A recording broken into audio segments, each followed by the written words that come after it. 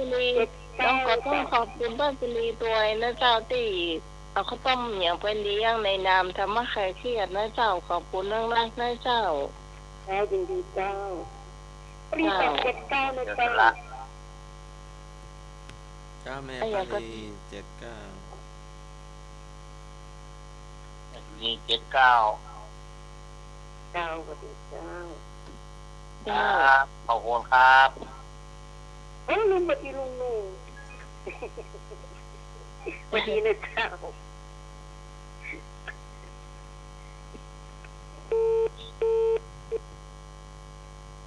ป้าสุรีเรือนใจนะเจ้า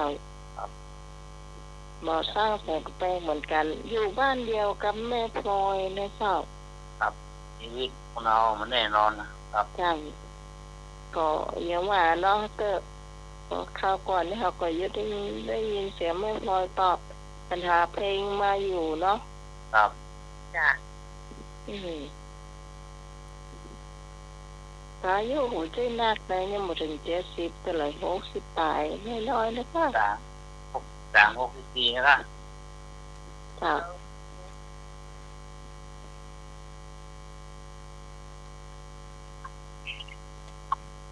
แล้วเรามาถึงเท้าพ่อของพี่พรเจอใหม่มันได้ลงที่ฟังมาเท่านั้น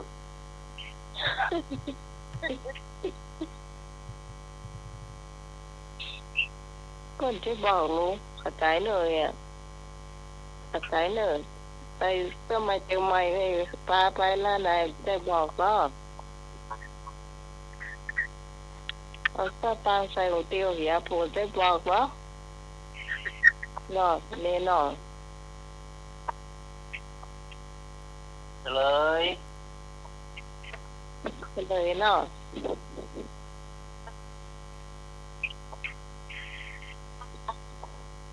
ขันพระโพธิสัตว์ประสูติแล้วทรงดำเนินได้79เก้าจ้าต่อไปเดี๋ยวต่อไปมันสักข้อเนาะสักข้อเดียวจะเงินสำเร็จเรารักคนเดียวนั้นเหล่านิทานนี่จะมีเวลานักหน่อยสำหรับการทำอาหารครับรักข้อหนึ่งการสมัครใหม่ข้อหนึ่งเจ้า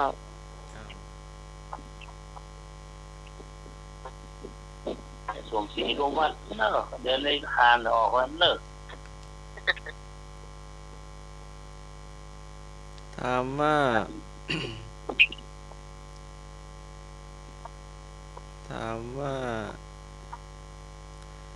พระโพธิสัตว์ประสูติก่อนพุทธศักราชกี่ปีพระโพธิสัตว์ประสูติก่อนพุทธศักราชกี่ปีก29ปีข35ปีค45ปีง80ปีข้อนี้ถ้าคุณผู้ฟังยังมาตอบเตือนแล้วใหม่ตอบก่อนนะเจ้า80ปีแล้วเจ้าจากข้องงูเนาะเป็ดเจ้าอ้าวนะคะยังไอ้ข้าตัวกับตัวนะครับตัวมาเลย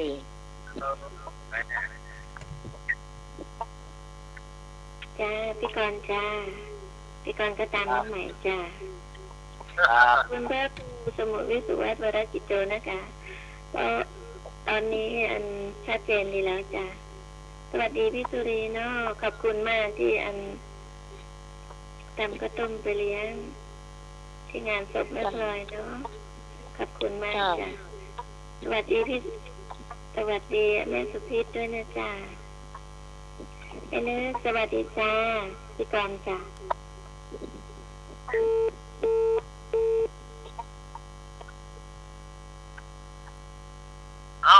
มันจะตัวแถมตัวต่อไปเขียนแล้วเจ้า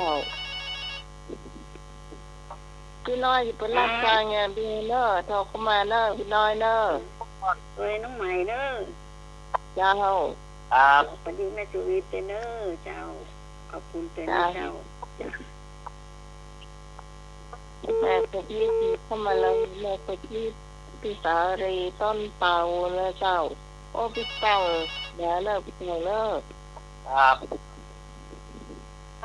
เจ้า เรา โดยน้องใหม่เนอะเจ้า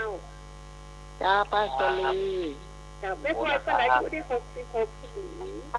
โอ้โหโอ้ 66 โอ้ โห 26 ปี เจ้า เป็นเจ้าเงินแต่เจ้าปลีโทรน้องตายมันก็66นี่ แม่แม่ แม่นอน โอ้โหโอ้โห เนี่ยแม่ว่าป้าสลีโทรหาน้องหนีเนาะตายวัน166ไม่เห็นเลยเนาะ ครับ เออ พศหกหก เจ้า โอ้ อายุก็66 ครับ นั่น คนเกิด2,500เนาะจ้า ให้แม่อยู่กันเนาะ 2,500จ้ะ เออ เออ แม่ละมันก็ยากอายุ66 เดือนแล้วเนาะ 2,500เนาะโชคดีเนอะ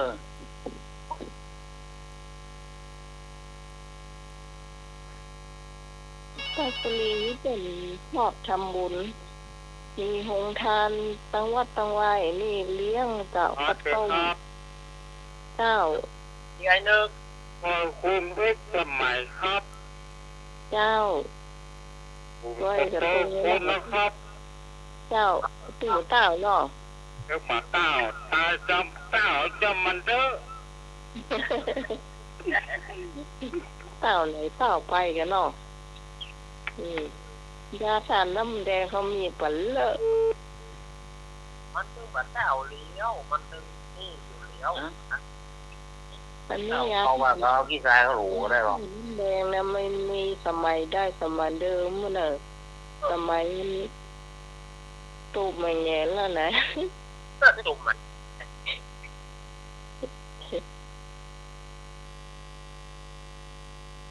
น้อยตูบไม่แง่น่ะ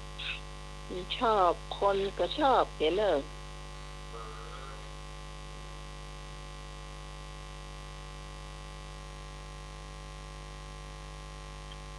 แม่สุพี่โทรเข้ามานะเจ้าจะตัวก็ยังเนาะยังไม่ได้โทรมาเตือนเนาะ เราไม่สุจิตมาได้โทรมาเตือนรอบนี้ เจ้าบางคนเลยเนอะข้อสุดท้ายเตี่ยตอบปัญหาเนาะเดี๋ยวเคยฟังนิทาน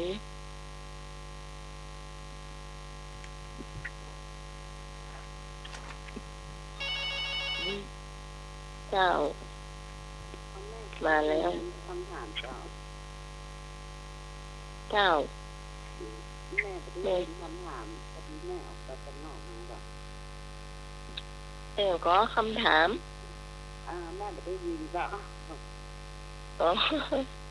เจ้า แม่ไปข้างน อ๋อ อก พี่ท่วมรอบไปการสมาร์ทท่วมรอบ พระโพธิสัตว์ประสูติก่อนพุทธศักราชกี่ปี พระโพธิสัตว์ประสูติก่อนพุทธศักราชกี่ปีก็29 ปี ขอ35 ปี ขอ45 ปี งอ80 ปี แม่จะเป็นงองูจ้ะ น้าแม่สุพิษเนาะ เจ้างองู เจ้า เจ้าสวัสดีทุกคนเนอร์เจ้า สุจิตแม่ย่อยสารแปะแม่สมพัฒน์ก็มาโทรมาฟ้องเนี่ยแม่สมพัฒน์ นี่คือว่าเพิ่นอยู่บะไก่กันเนาะ บอกหาย บะไก่กันนี่ แม่สม ให้ พั เพิ่ ฒ น น์ ฟังรายการเฮาก่อนนี่จ้ะ โทรมาฟ้อง อื นี่ มนะเจ้า ไปเนอะ บางทีเพิ่นอาจจะกินยาแล้วก็นอนหลับเนี่ยเนาะ อ่า เออ ให้ฟังตังลำแปางเนี่ย บอกว่าพังอยู่ปะโทรมาเตือนนะลำปางเนี่ยว่าจะคำดูพังอยู่อ่ะพังประจำอ่ะนี่ถ้าเป็นอย่าง96นี่ปุณทับได้กะเปิ้นก็ว่าเปิ้นพังอยู่แต่เปิ้นปะโทรไปแหนะ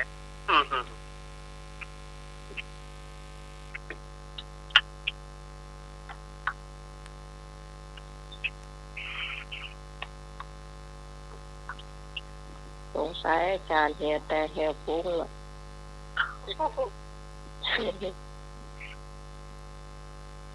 ช่างฟอนก็ดีไปนี่ช่างเทคนิคก็ดีไปนี่เจ้าเอาทั้งดีมันได้มาหับโทรศัพท์นะมาหับโทรศัพท์มันเก่านี่ยุ่งเลย โอ้ย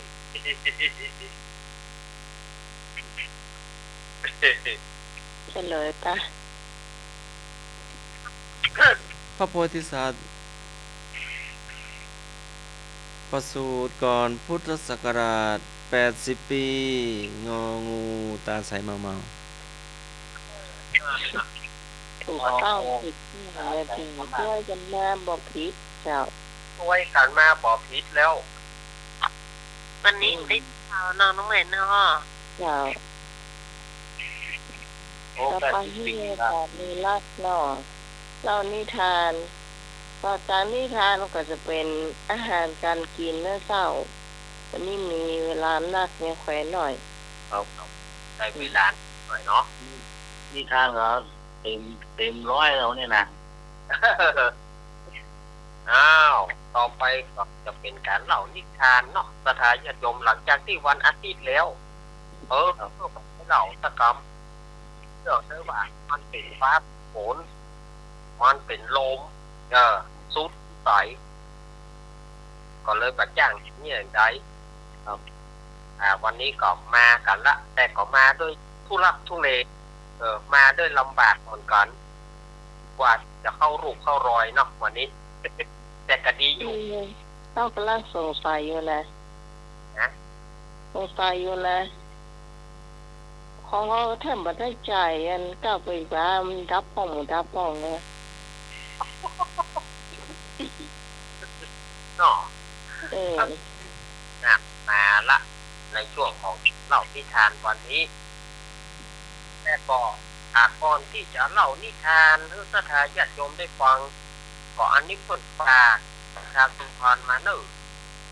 ตั้งบ้านวัดบ้านหนองปลิงตำบลที่เตี้ยอำเภอบ้านโฮงละปูนเพิ่นก็จะมีงานประเพณีส่งน้ำพระพุทธส่งน้ำพระธาตุประจำตามปีเนี่ยเพิ่นจะจัดเตื้องปีไหนที่มีอาทิตย์กรรมะเดือน8 2 หนหรือว่าเดือน12เตื้อเปิ้นจะจัดเนี่ยขึ้นเตื้อหนึ่งปีนี้มันเป็นอาทิตย์กรรมะ เดือน12เตื้อเปิ้นก็เลยจัดงานประเพณีส่งน้ำพระธาตุขึ้นระหว่างวันที่22-23พฤษภาคมก็เชิญชวนคณะสัตยาติโยมเนอะฝ่ายมีญาติตังบ้านหนองสลิงบ้านโฮงซึ่งก็ใกล้บ้านอาตมาเนี่ยวัดก็ข้ามลายโต่งไปเนี่ยมาไกลกันไปก็ที่เป็นญาติตังบ้านหนองสลิงที่หูข่าวก็ไปร่วมกันเนอะเพิ่นจะมีงานประเพณีส่งน้ำพระธาตุระหว่างวันที่22กับ23พระอธิการบัณฑิตปันทิตะพรหมวังโสฝากประกาศมาแล้วก็วัดบ้านเวียงหนองร่องตำบลวังผางอำเภอเวียงหนองร่องจังหวัดลำพูนอันนี้ก็ใกล้อาตมาเนี่ยอยู่คนละฝั่งกันนี่เพิ่นก็จะมีปอยหลวงเนอะเพิ่นจะมีปอยหลวงฉลองเสนาสนะ25 26 27เนอะเชิญชวนคณะสัตยาติโยมไปมีญาติอยู่ตังวัดบ้านเวียงหนองร่องเพิ่นมีปอยหลวงเนอะ25 26 27พฤษภาคมอันนี้กับท่านพระครูกิระปุญญโชติหรือว่าสุปิสุรพลกิระปุญโยฝากประกาศมาก็พระครูใหม่ป้ายแดงจริงๆคนฝากประกาศมาเนอะ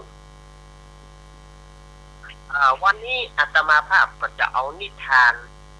ในเรื่องพระราชาผู้คิดไม่ซื่อเป็นเพียงพระราชาผู้นะ พูดบัซื่อเตื้อมีอย่างไรฮะ ฟังไปก่อนเนาะเดี๋ยวเอาไปว่ากันเรื่องของพระราชาผู้คิดไม่ซื่ออันนี้ก็เป็นเรื่องที่เกิดขึ้น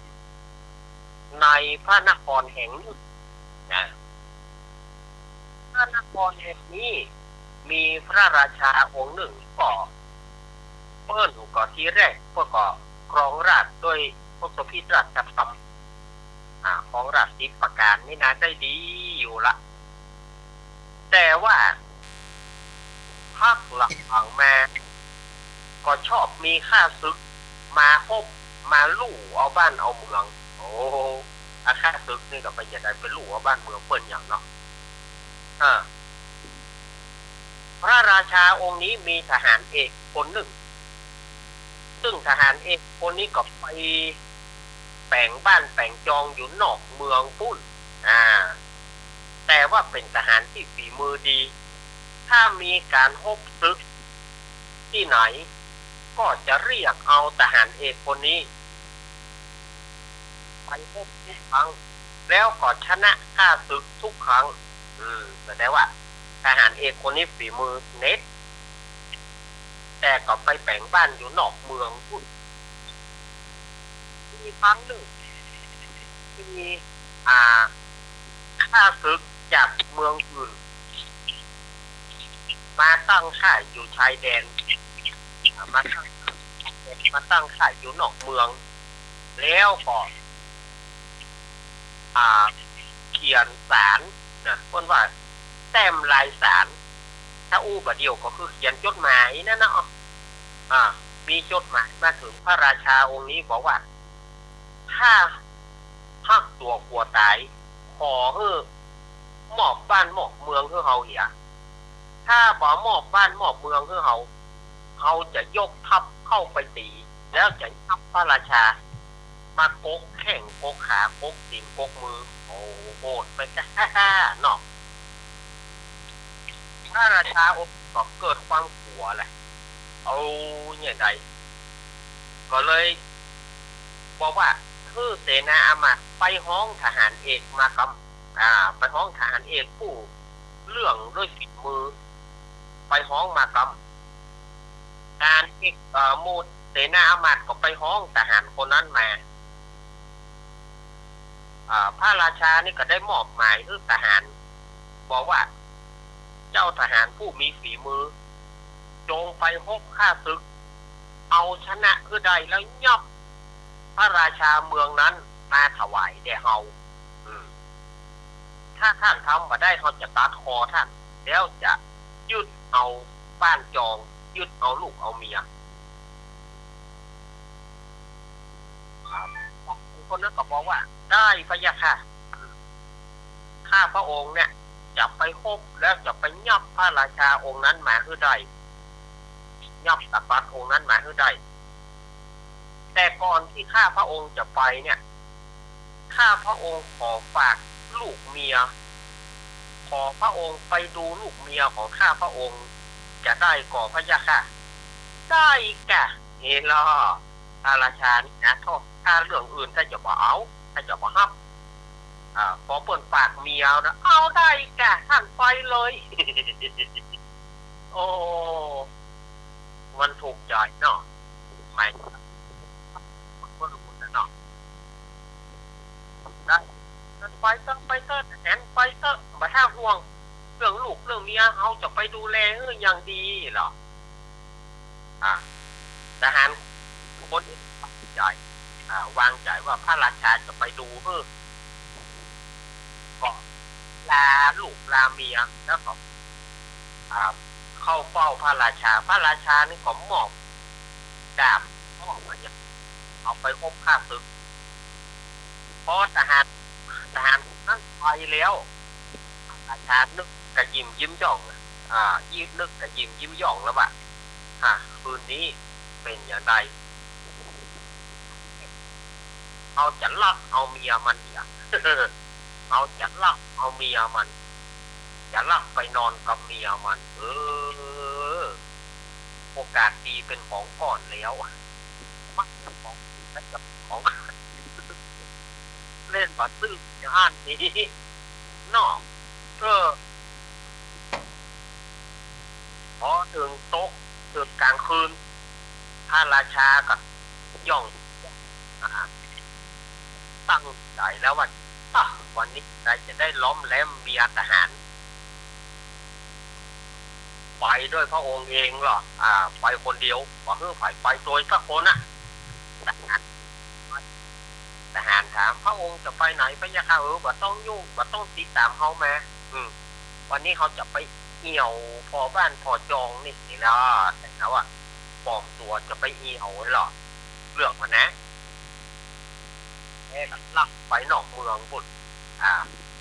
ปล่อยบ้านทหารพุ่นตั้งใจแล้วผิวปากวิดตั้งใจคืนนี้เนี่ยมันโอกาสของแค่ลูกมันรับนี่เนาะลูกมันก่อนรับ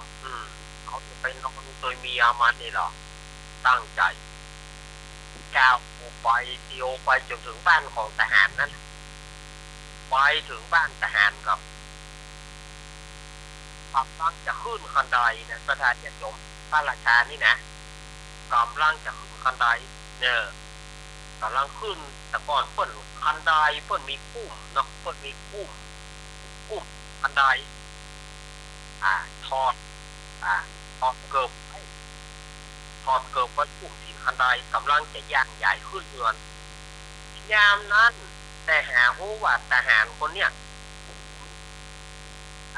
หมาคู่แม่ลูก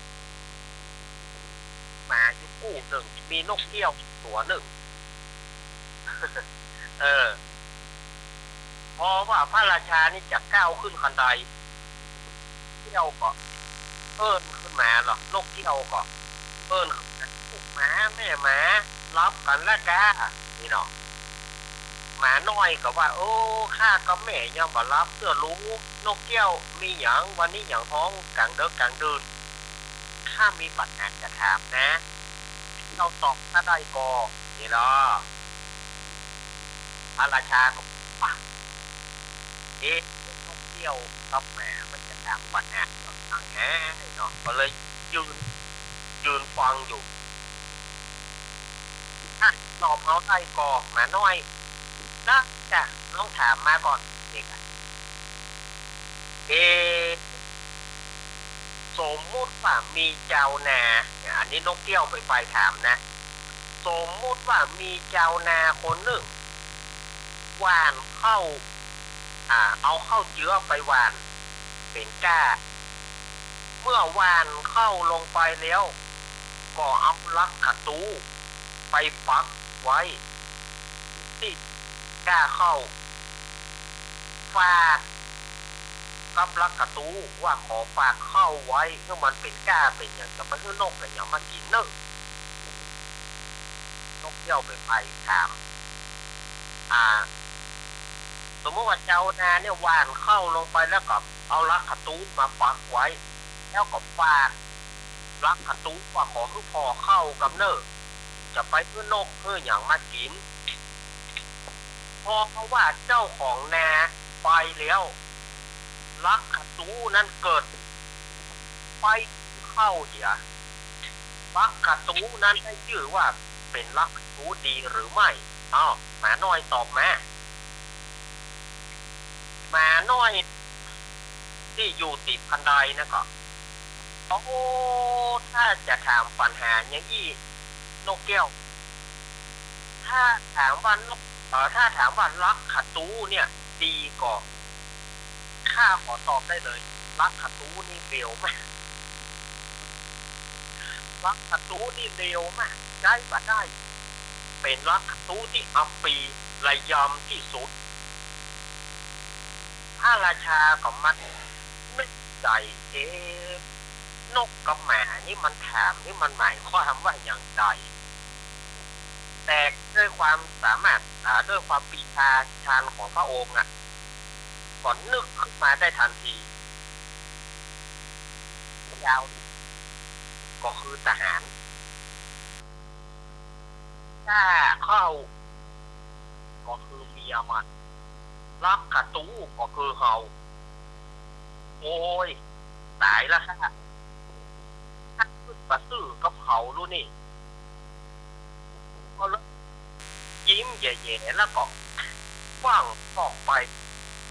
ออกไปจากบ้านโล่นเข้าวังสถาญาติโยมกำนั้นจึงบ่กล้าสู้หน้าทหารคนนั้นในที่สุดก็สละบ้านสละจองหนีลุกพระราชาองค์นี้นะเพราะว่าความอายแล้วหนีไปอยู่กลางป่าไม่ไปบวชเป็นฤาษีอยู่พุ่นนะในกลางป่าพุ่นในที่เขาก็ได้ตั้งทหารคนนั้นเพื่อเป็นพระราชาแทนอันนี้แหละสดาญาติโยมกึศประสึกก็เปิดเนาะกึศประสึกสมาธาจะขออธิบายเรื่องของลักกระตุ้งสดาญาติโยมที่เปิดอายุเกินจับหน่อยถ้าคุณจะอ่านว่าอันอย่างคือลักกระตุ้งลักกระตุ้งเป็นลักไม้ที่เขาว่าเอาตัดมาเวลาหว่านก้าแล้วก็จะเอาลักกระตู้เนี่ยเอาลักเนี่ยไป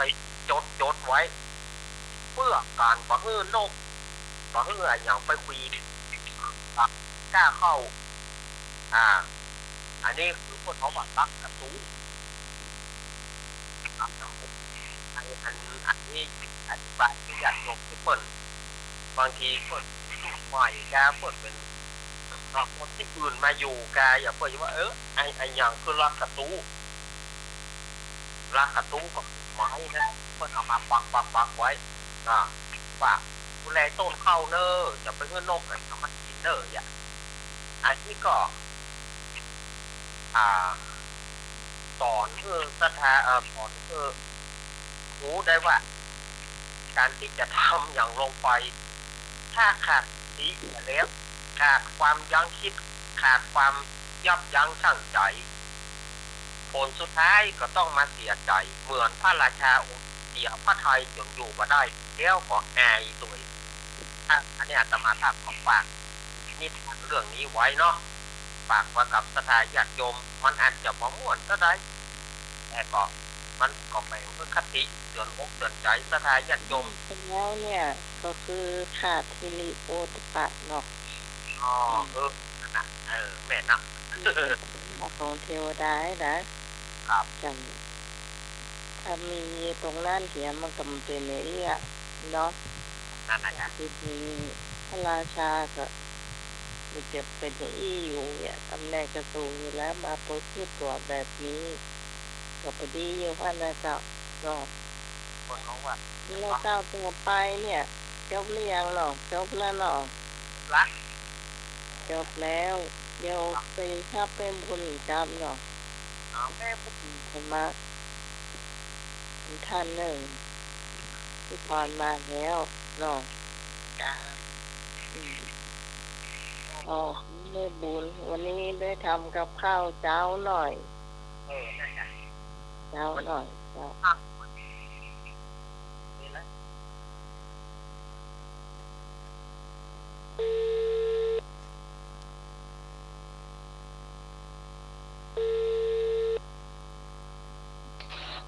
เจ้าภาษาเจ้าภาษาก็สมัครเนอะภาษาอาจารย์ตัวเจ้าภาษาท่านสมัครตัวเนอะแม่บูภาษาท่านเน้นรักตัวเนอะเจ้าสวัสดีน้องไหมเจ้าดีเจ้าสวัสดีไอ้หนุ่ยตัวเนอะครับผมดีครับแม่บูครับเจ้าแล้วก็น้องพรตัวเนอะสวัสดีเจ้าแม่บุญเจ้าพี่พรมาเจ้าหน่อยเพราะว่าเกี่ยวสายกันมาอู้กันหรือว่ามันดับหนักดีจะดีมโหยเนาะตอนนั้นดีโดนพูดไปเนี่ยดักก็ฟังตัวเจ้าฟังไปหัวดักแซบไปเห็นลูกว่ามารวมเจ้าก็ดียังมาอยู่หรอดีอยู่หรอเจ้าได้มาอยู่แล้วแม่บุญเจ้านั่นก็นึกว่าไม่ได้มาละอีเนาะแล้วติดแล้วนะเนาะติดแล้วอันนั้นไฟดับตลอดไปดับอันนั้นต้นไม้กิ่งไม้ตกใส่เสาไฟฟ้าจ้ะ น่าจะมาโทรมาบอกอยู่จ้าเจ้าอย่างก็อู้คือให้ชอบกะ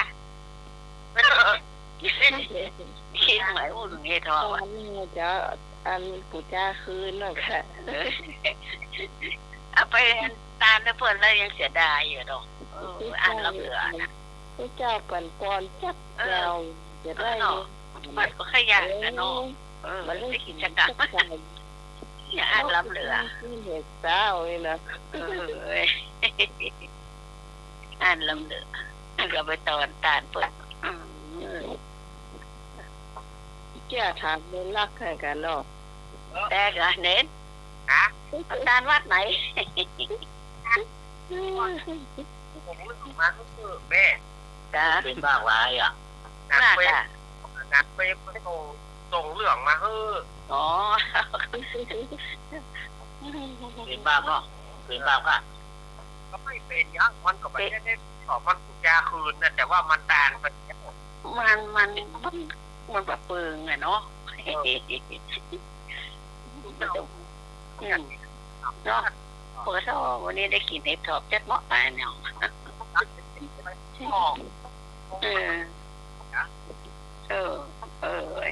ก็รู้นะ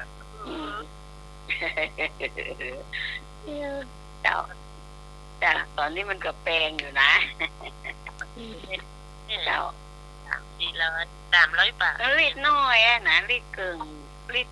ของลิตรใหญ่อ่ะนะ300อ่ะตำเพยังมีก็ไหมโอ้ตำเพมีแล้วกัดซื้อใหม่นะเจ้ามีจ้ะไปส่งพอละสอบของแปลงแล้วไปแมงมันฉันหนักแมงมันก็มีเหมือนกันมีมานักเจ้าโอ้ใหม่ๆเนี่ยมันเขาขายเป็นขีดเนาะขีด150ก็ถูกอ่ะ100เดียวอ่ะโอ้คิดเลยนะโอ้คุณเติมหาตุ๊กหนุ่มเขาไม่ต้องพ่อเนี่ยมาหาตอนไหนเก็บในบ้านนะกะคนที่ผลนั้นซื้อตั้งไม่จอนก็มีนะไม่จอนต้องซื้อคนมีไฟตั้งคนมีไฟตั้งแมงดาป้องแมงจอนต้องอย่างป้องมันบินมาแต่เข้าก็มีอันนั้นนะทุกสปะแมงกะแมงเมาแมงมันแมงนูนแมงสมมติสปะเ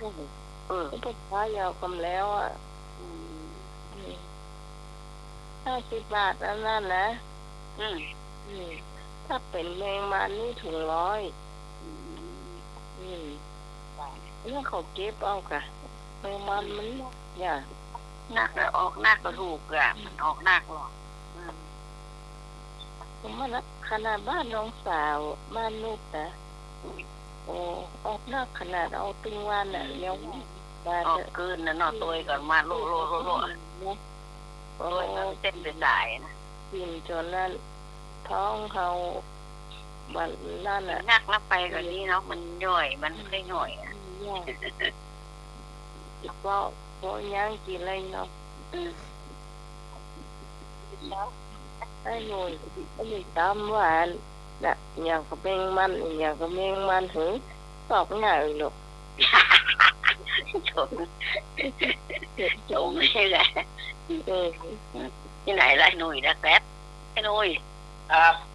ว่าได้แมงมันน่ะต้องหมายเนี่ยต้องหมายการเนาะวีน่าเขาข้างกว่ามันเกินวันบ่คือนี่แมงมันประมาณ3 วิโลแล้วถ้าว่าโอ้นะดิม่วนเหมือนกันนี่หรอกว่ายินหนักว่าไปมันเนี่ยม่วนเหมือนกันแย่ครบ10 ปีเหมือนกันม่วนได้หรอเยอะเนาะกินนักล้ำโลกินนักนี่ฟ้องก็ว่านะตึงวันน่ะจะเป็นอาทิตย์แล้วก็มันออกอ่ะ ในก้อนเนี่ยมีกล้องมี มัน ก จ ล้ อ อง น้ำแกลนกับมันยังประมาณเหมือนแมงมัน โป่งมีกล้องไม่มามีกล้อง อืม สบายแล้วกันนี่ นี่ก็แมงอ่ะนี่ก็แมงอ่ะ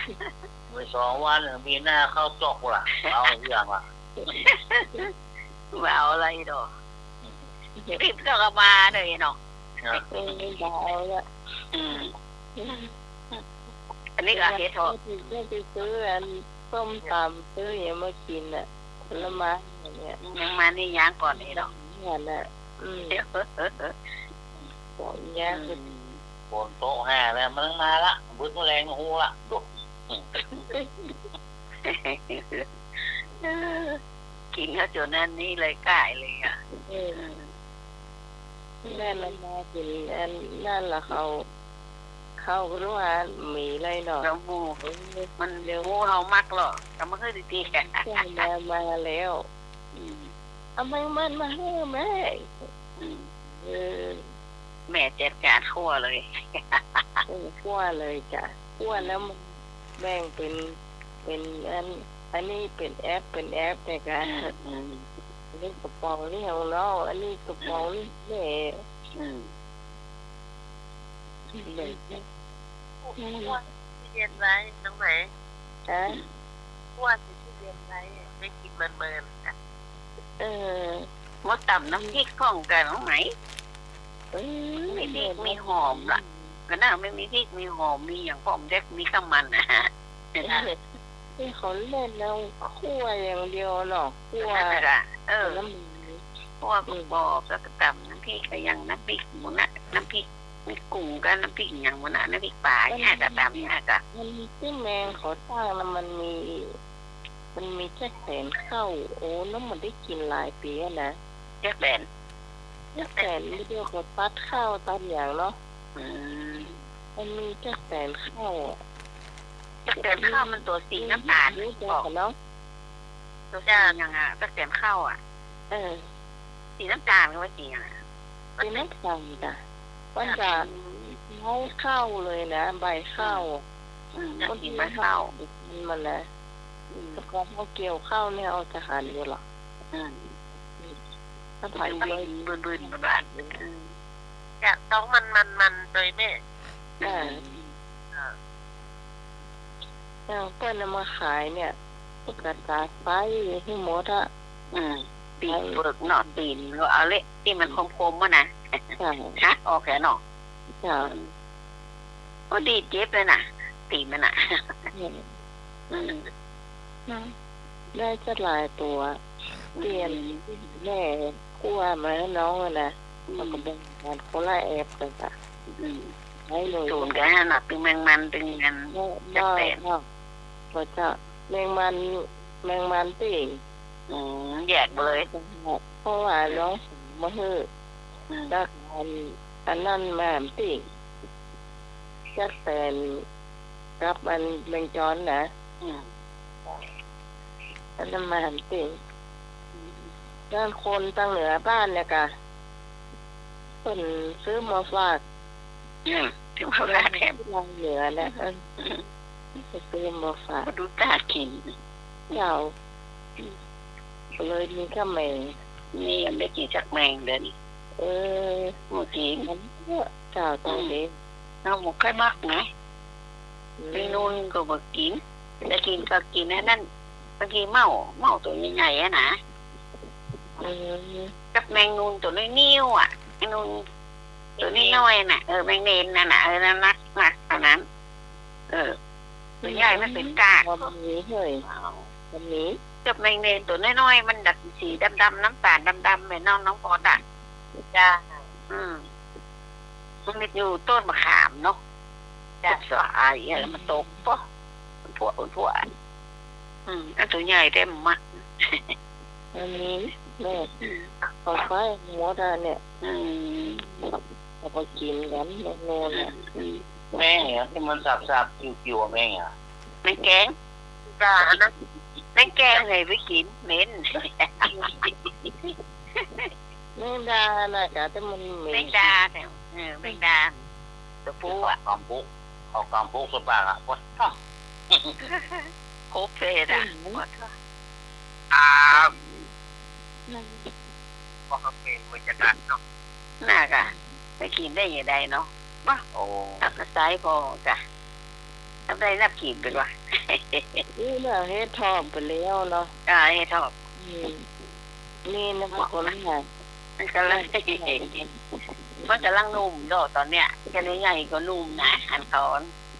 เอามาผ่าก็พอนะจะย้อยนะนุ่มขาวทุกโบอ่ะ มันจะตั้งเนี่ย เฮ็ดตั้งไหนตั้งลีอ่ะเฮ็ดลีปุ่นเจ้าลงในขายในเฟซในไลน์หน่อยโอ้เป็นนักขนาดอ่ะตั้งเป็นกิโลป้าจะ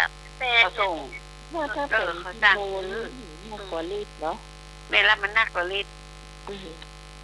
กิโลนักกว่าลิตรมันลิตรป่ายนี่เกือบลิตรเกินมั้งครับ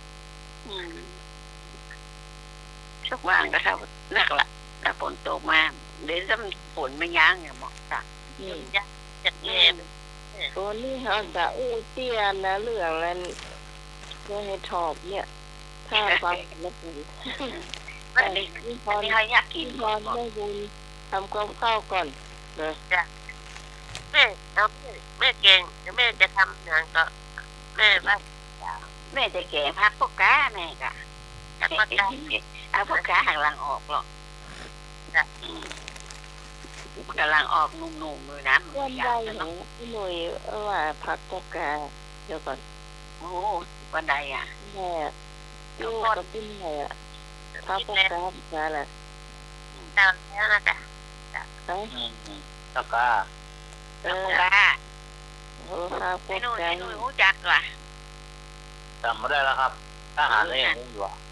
มันเป็นต้นน้อยๆยาบักนิ้วมือนี่ยาบักนิ้วมือ มันลายครับ มันจะลายออกแดงๆลายแดงๆไว้เลือดมันจะแดงๆหน่อยจ้ะจะแดงๆแล้วก็เลือดมันก็งอๆอย่างผักกูดอะเนาะจ้ะให้ผักกูดอะมันเป็นต้นน้อยต้นไม่ขีดไฟนี่แหละเนาะต้นมันอะต้นมันไม่ใหญ่เดี๋ยว กรอบมันหอมเนาะ มันกรอบมันหอมเอาชูนด้วยนอเนี่ยนอดีไปสักหาน้องไรนะ ก็มีพักอย่างนั้นก็พักอย่างว่าตอนเดียวก็ไอ้อย่างอ่ะต้นใบขาวๆบางๆออกบนดอยแล้วมันมาแก่เจอกันเนี่ยแต่บอนเดียวมันด้วยกันนะแม่เจ้าเป็นการเป็นแม่ไม่ใช่ด้วยกันมันปืนเนาะจ้าด้านกระดอกนางแล้วเนาะดอกนางแล้วรู้จักหรอพรรู้จักก้าบัดวาลำเนาะใจเก่งใจเก่งแค่ใจเก่งน้อยนี่นะมันปืนนะเจ้าเราจะแก่ใส่ปลาแห้งใส่ดุกหมูก็ได้เนาะใส่ปลาแห้งลำแม่ทุกเจ้านอนเจ้าก็ต้มปลาแห้งเนี่ยจ้ะต้มปลาแห้งก็แกะอาจีนมันนะแกะอาจีนมาออกต้มแล้วก็ตักปลาออกมันเย็นแล้วก็แกะแล้วก็จีนมันแกะกระจีนมันก็ต้มไปอย่างเก่านู่นจีนมันผุหน่อยเนาะผักเอาผักคณะข้าวพกามาเราไปขายมัด10 บาทเลยนะแต่ว่ามือนี่นะ10 บาทแป้งเงี้ยเด้อแป้งค่ะเจ้า ลองอยากหาเนาะ มันก็ไม่ยากนะมันก็มีนะมันอยู่บนดอยปุ่นนะแต่บ้านเฮาอีมันมีหรอกมันจะลุ่มนี่นะเจ้าจะมีดอยแล้วก็ถักนักละสักมัดก็พอเจ้าเสนาเนาะน้อยห่างไม้มันดีเนี่ยเจ้าปากกาสัก2 มัด เฮ็ดหมูก็ได้กัน แม่ใช้เฮ็ดหมูก็ได้เฮ็ดอย่างก็ใส่ได้เฮ็ดลมก็ใส่ได้เจ้าเฮ็ดอย่างก็ใส่ได้หมดละมันจะกินมันนะเจ้ามาใส่นักแล้วไปมันก็หลายอย่างมันก็มันนี่อย่างมันนักเลยอ่ะจะใส่แกงน้อยเดียวใส่หน่อยใส่นี่หน่อยนักไปอ่ะ ได้2 ใบแล้วเนาะได้2 ใบว่าเนื้อหมู แกงยังนะแกงนักนะมันไม่ค่อยล้ำนะแม่แกงมักถ้วย2 ถ้วยนี่นะลูกกินเนี่ยนะเจ้า ลูกกันกินกันจำกับเปีย เนาะ อันอักละผ่องปากปากกาผ่องเอาใส่ปากมันดังกรอบแกรบเนาะมันก็แกรบอะเนาะถ้าปากกา ครับ จ้ะมันลำเนาะแล้วเอากระเทียมว่านล้างผักล้างอย่างไว้มาหั่นน่ะล้างเตรียมว่านต้มปลาแห้งมาจะตำน้ำพริกของจะมีอย่างมีพริกแห้งเนี่ยเม็ดน้อยเม็ดใหญ่กะปิฮะหอมบัวหอมเตรียมเนี่ย ครับ ข่ายหน่อยสองแว่นจับนี่น้ำหอมจับเอาศัยตัวติดปลาแห้งที่เราต้มไว้น่ะปลาแห้งเหมือนปูแล้วหน่อน้ำขาวจุ๊บโป้นะจะเอาน้ำพริกลงใส่พริกลงก็ได้เป็นส่วนสมมติจะใส่พริกแห้งเจ้าใส่พริกแห้ง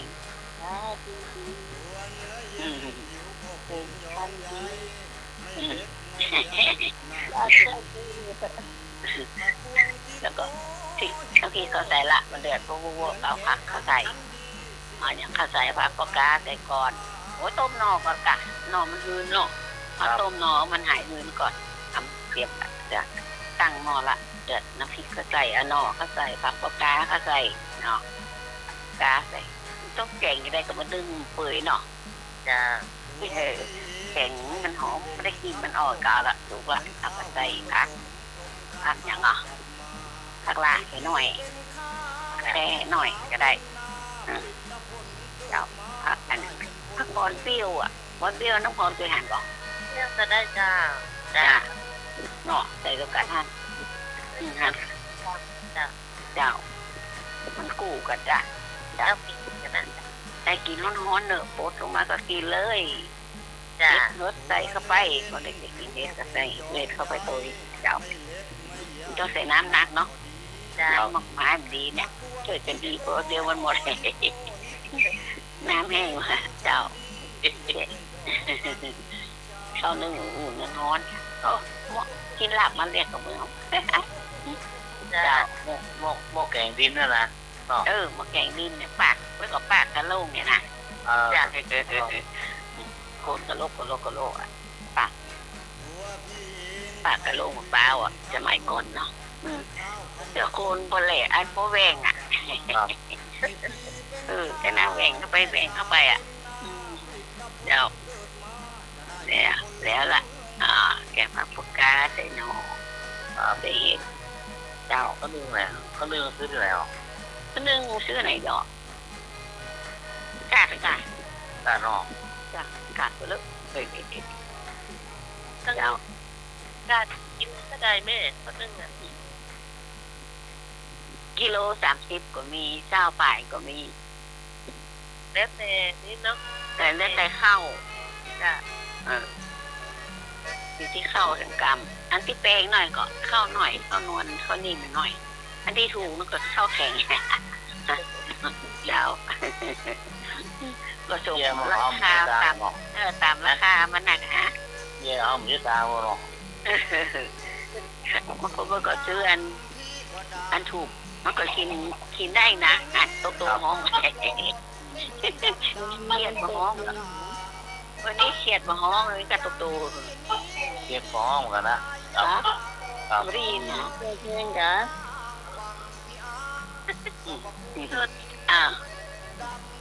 ใครเปิดเพลงเล่นล่างจ้ะโง่เดืออยากได้แม่ติดนะวิดีโอเจ้าจบแล้วหลังแก่งอันนั้นแล้วได้จะนอกเจ้าตาสิ่งเนี้ยแต่เฮ็ดทอบเจอก็ได้น่ะเก่งน่ะพาเกิงก็ได้วันนี้ที่ทุกคนจะเก่งก็เฮ็ดทอบเหมือนกันไปซื้อมา1 กิโล400 บาทกันกิโลไปถูกกับกิโลอ่ะจ้ะ1 กิโลเป็นนี่ก็ถ่ายเนอะ400เนี่ยนั่นแหละดีกว่าซื้อเป็นลิตรซื้อเป็นกิโลเลยจ้ะแล้วก็เริ่มต้นเนาะมาล้างเห็ดหอมกันนะเจ้าล้างก็จะแล้วล้างเปิด5นะแม่ตัวหน่วยขาวอ่ะล้างเนี่ยล้างไปเอาส่วนมดดินนะเจ้าถ้ามันดินเนี่ยค่ะก็ถ้ามันมดแล้วค่ะก็ท ผักไว้ถ้าเก็บนี้ก็ผักเกิงนะเจ้า มาเกิง มันจะมีวันนี้ก็มันจะหาว่าออกข่าวมดละแม่ เนาะมันมีดำอยู่นะ ก็ฟังเจ้าด ดำมาผงมาเป็นผงจ้ะค่ะ ำยังเป็นผงนะ เจ้า เจ้า หมอกมันนี่นะ จ้า มันเหมาะจ้ะ แล้วก็พาไปก่อนนะเรียงไว้แล้วก็ไปเที่ยวกินยอดผักกระปอกายอดผักส้มปล่อยยอดขามก็ได้ใส่เย็นได้ก็เอาอันนั้นนะจ้ะ จ้ะ จ้ะแล้วก็เอามาล้างเนาะล้างใส่ถ้วยไว้ก่อนนะเจ้าใส่ชามไว้ก่อนจ้ะแล้วตามน้ำพริกนะเจ้าตามน้ำพริกน้องพริกดูเจ้า จ้ะ พริกดูพริกขี้ฟ้าเนี่ยขาวๆเนาะสีเหลืองๆอันนี้ มันเหลืองแดงๆหน่อย จ้ะผสมกันเนาะสีแดงเก็บนี่เนี่ยเนาะใช้5 มิล5 มิลพอดีอะถ้าเป็น7 มิลมันเป็นสบายจ้ะแล้วมันล้างเล็ดก้อนออกนี่แล้วจ้ะล้างใส่พวกไปแล้วก็หอมแดงเกลือล้างสะอาดใส่พวกกระเทียมก่อนแกะตัวปีนกินล้างเลยจากตักใส่พวกตามมันเรียนเนาะถ้าเรียนแล้วมันเป็นกระปีหน่อยจะนั้นใส่เสื้อนั้นใส่ทีละก็น้ำเดือดใส่น้ำเนี่ย แม่นต้องน้ำเดือดจนแต่ฮะบ้านมาเดือดเหม็นฮะ จ้า ต้องน้ำเดือดก่อน ปรับมันเรียกแล้วเขาก็ตั้งกันเนาะก็ทำหมดได้หม้อเนี่ยหม้อโอเคอันนี้มาดิก็ได้หม้ออลูมิเนียมกันเนาะ ห่อนี่ก็ได้ ใส่น้ำต้องมาใส่น้ำนักเนอร์พอดี ไม่เดียวอะกะจ้ะ แล้วมันจะออกน้ำมันนิดหน่อยนะจ้า เจ้า ใส่แล้วลงนะเจ้าเอาพริกก็ลงน้ำกันก็ใส่ง่ายนะ จ้ะ ถ้าทำของงานก็เข้าใจของ น้ ไม้ ขวดน่ะน้ำน่ะจ้ะ ไม่อย่างอื่นมาล้าง ใช้ของไม้อะน่าจะใช้ของไม้หมดอะ มันโคตรดีจ้ะใส่สักช้อนแกงเนาะใส่ไปแล้วก็มันเดือดแล้วเขาบอกยังลืมกินหมู ไปสั่นจานก็ได้เนาะเดี๋ยวจานก็ชิ้นเอามาลาบเอา ใส่สับยัดนอนถ้ามีสวอก็ซับให้มัน จ้ะ หน่อยใส่ชิ้นจ้ะแต่แม่จะเอาลวนกันฮะเนาะลวนมันทำพิกัดลวนปัจจัยน้ำมันนะแม่ เจ้า มันลวนคั่วกันฮะพอดีน้ำคั่วมันจะแห้งแล้วก็น้ำใส่น้ำปลาใส่เนาะใส่ประมาณใส่น้ำมันนักเลยแล้วใส่ กะหม้อถ้วย2 ถ้วย จ้ะแล้วก็ใส่ไปแล้วน้ำเดือดทำมันใส่ให้ทบลงไปเจ้าทบคั่วกะประมาณสัก5 นาทีหรือ9 นาทีมันก็เกือบสุกแล้วแม่ถ้าเอาเย็ดอ่อนที่เอามือมันจะ แกนน้อยทำต้องผ่าหรอก ผ่าละเอาเป็นลูกเป็นลูกจะมันจะได้กะประมาณ ที่ทนใส่ยันใบเนี่ยพ่อ เป็นใบก็ปล่อยก็ได้ยอดมะขามก็ได้แล้วใบปอมันจะเมียนอย่างมันมีขั้นอย่างนะจ๊ะของใบกระปออย่างจ๊ะมันจะแบบข้าวล้างตัวจางน้องไหมมันพอดีความเที่ยวนะถ้าก็ปล่อยนี่ก็ล้าง เจ้าปล่อยก็มีก็เลิกเดี๋ยว จ้าง กระดมขามใครมี ใครจ้าก็เหมือนผักละนั่นน่ะยอดมันนะมัน แม่ น้ำน้อย หนามยอดมันจะแดง จ้าใส่แล้วมันจะมีรสส้มเนาะ ส้มจะออกส้มๆหน่อยๆ จ้าส้มง่ายๆแล้วก็ใส่น้ำพอเห็ดทองมันจะสุกแล้วทำก็ใส่ส้มลงไปจ้ะใส่ส้มลงไปแล้วมันที่พอ อธรรมชาติเนี่ยก็เลยก็ดีหน่อยหนึ่งจะหรือว่าจะลดนั่นหนึ่งจะที่พอจากปกติพยายามจะทำเก็บเนาะแม่นต้องอาจารย์ไว้ก่อนจะอาจารย์ก่อนต่อถ้ามันจะโทษเราที่เราปีใช่เลยจะกินได้เลยช่วยจัดแต่งช่วยช่วยคนช่วย หอกนะ พี่ทอบแกง ช่วย ทอบ นะ แกงหรือว่าคั่วน้องพรเกี่ยเจ้าคั่วมาถ้าคั่วก่อนใช้น้ำมันแต่ถ้าเผ็ดใส่น้ำมันเจ้า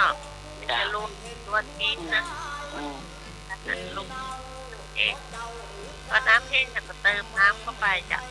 แล้วระวังตัวไอ้นะ คั่วมันต้องใส่น้ำใส่เหมือนกันนะใส่น้อยเดียวจ้ะเป็นเปลือก เนี่ยก็พวกนี้ตั้งบ้านแล้วขอใส่ใบขี่ อ๋อแต่นี่ก็ เนี่ย บางคนก็ใส่บางคนก็มาใส่แล้วแต่เนาะแล้วแต่ ก็ยังข้าวต้มเค็มนี่ก็ใส่ยอดต้มปล่อยหรือว่ายอดมะขามเนี่ยต้มเค็ม ต้มเป็นรสมาเอารส เค็มมันมีรสส้มๆหน่อยๆลำนะ จะเอาพริกจิ้มพริกป่นจากต้มอ่ะเดี๋ยวน้ำพริกข่ากับน้ำพริกข่าพริกข่าก็ลำหมอ แบบปวดเกือบเนี่ยก็ลอกเลย อาการสองแกนสามแกนเนาะต้องกระตาแล้วนะต้องกระตา ถ้ามันน้อยก็ใส่2 แกนเนี่ยเนาะถ้ามันใหญ่ก็แกนเดียววางจ้อนเดี๋ยวพ่อเลยนะ ช่องยกวางจ้อนเลยกำไว้คนเดียวเลยแต่ว่าเดี๋ยวไปจ้อนใส่จ้อนมันเลยจ้อนใส่จ้อนมันแล้ว ลูกใส่จ้อนเนี่ยจะจ่าย ตอน เตอร์ ว่างเขากำจ้อนไว้เขาเอามืองมกันหรอ2 นิ้วของไม่โก้ โอ้อันนี้ไม่ได้กินตัวละ ใส่อารมณ์หรือเขาแบ่งถ้วยดีกว่าจ้ะ ถ้วยคนน้อยคนแกนคนใบเนาะคนถ้วยเนาะ ทำว่าเขาบอกว่าลูกไว้ข้างๆอยู่ จ้อนมาควบคนกะ โอ้แล้วละตา เดี๋ยวละจะรู้อันน่ะเอาถ้วยนึงเอาตักถ้วยใหญ่ๆวางกลางนั่นกะถ้วยแบ่งเนาะถ้วยแบ่ง ที่อย่างนี้ในไอ้หนูกินได้กันเนาะยังต้มเค็ม ได้ละ ต้มเค็มนี่นะเนาะ ได้ทำได้แต่จีน ลง เนาะ เค็มลงเค็มบอก ยังแกงยังคั่วเอาไปใส่จีนก็ได้ ครับ ธรรมดา ธรรมดาน่ะหนูกินได้เก่งต้องใส่จีนน่ะลองละ มันก็เหมือนลำใส่ชีสแหละถ้วยชอบไอ้พวกบอกไม่ถูกนะแล้วพวกบอกว่าก็เสียทอบ ถ้าจีนถ้าจีนล้วนๆเลยนะมันต้องมันจีนมันเลยใส่ มันลำเลยเนี่ย เอาวะ มันมาไปเจอชีสหน่อไม้เนี่ย ไม่ใช่จีนใช่หนังใช่ก็ได้รู้ลำดีกินแค่เห็ดล้วนเห็ดกระลำจ้ะ ม้วนหนึ่งจ้ะ ตับเนาะโอ้ แกนใหญ่ๆมาแกนน้อยๆนะผมไม่มือนี่นะน้อยหรือว่าไม่มือเนาะแกนเป็นแกนเลยผมมีเกี่ยวเลยมันนับเกี่ยวได้เลยเราเอามีดตัดก่อน อันนั้นไอ้หอยเห็ดมันเก๋แล้วหอยเลยจ้ะเห็ดมันเก๋ เนาะ อ่อนออกมานี่นะเลยต้องอันนี้มันละต้องทาต้องนี่มันละใส่น้อยนะมันปลุกนะลูกบอลนี่แกนใหญ่ผ่าเกิงผ่าน้อยบางคนผ่าหรือบางจะจีบ เดือนหน้า ก็ ขา ขา ด ด ไป ที่ ไหน เดื เดือนหน้าขายไปไหนล่ะรูดไปแล้วค่ะ ครับได้หายบรรลุเชื่อ เนี่ยเป็นอู้เฮทอบนี่บอกอู้กันแล้วได้ฉันได้ยังเฮทอบอ่ะ ได้แล้ว จ้ะอันโนมันอยู่ที่บนหน่อบนดอยหรอ รอ แต่พวกมันออกก็หน่อเห็ดอ่ะ เฮ็ดหน่อยหมูแม่ จ้ะโอ้เขามาขายจ้ะ นึกว่าดอยแถวนั้นออกละอีก ย่องโผล่ ดอยเต่านึกว่าดอยเต่าออกแล้วอีก โผล่มันจริงใช่ไหม ของมันเนาะ คืนหนึ่งเอาอันนั้นใส่ก่อนเนาะกะทิใส่ จ้ะ กะทิใส่ก่อนเปื่อนแล้วก็ไม่ใช่ใส่นักนะคือเอาแต่น้ำมันหมูอ่ะแต่น้ำมันพืชอ่ะคือ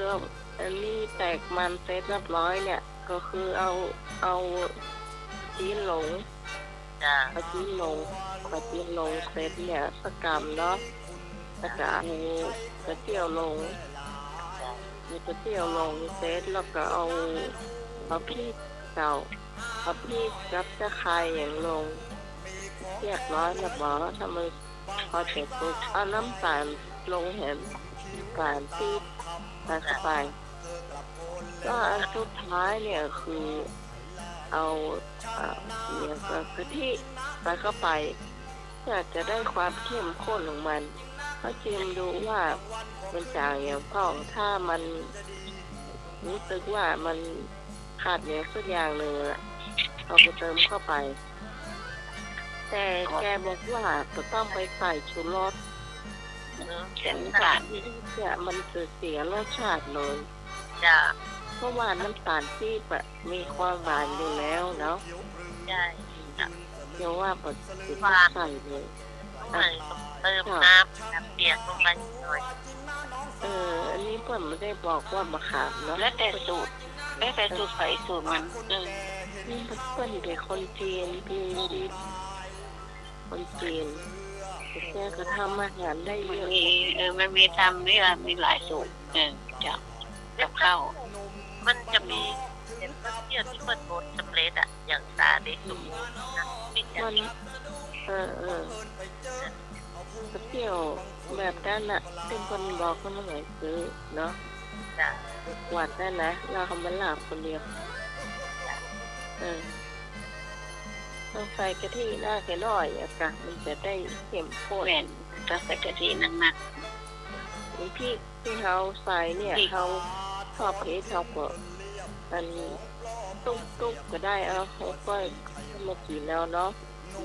คือผมจะชอบเพชรเนี่ยแต่เราไม่ชอบเพชร ชอบ ตุ๊กเกินไป ๆนี่ไม่ชอบเผ็ดแต่ บางคน ก็ ก็ หวานนิดหน่อย อยาก กะปิ เลยให้วิธีทำเนี่ย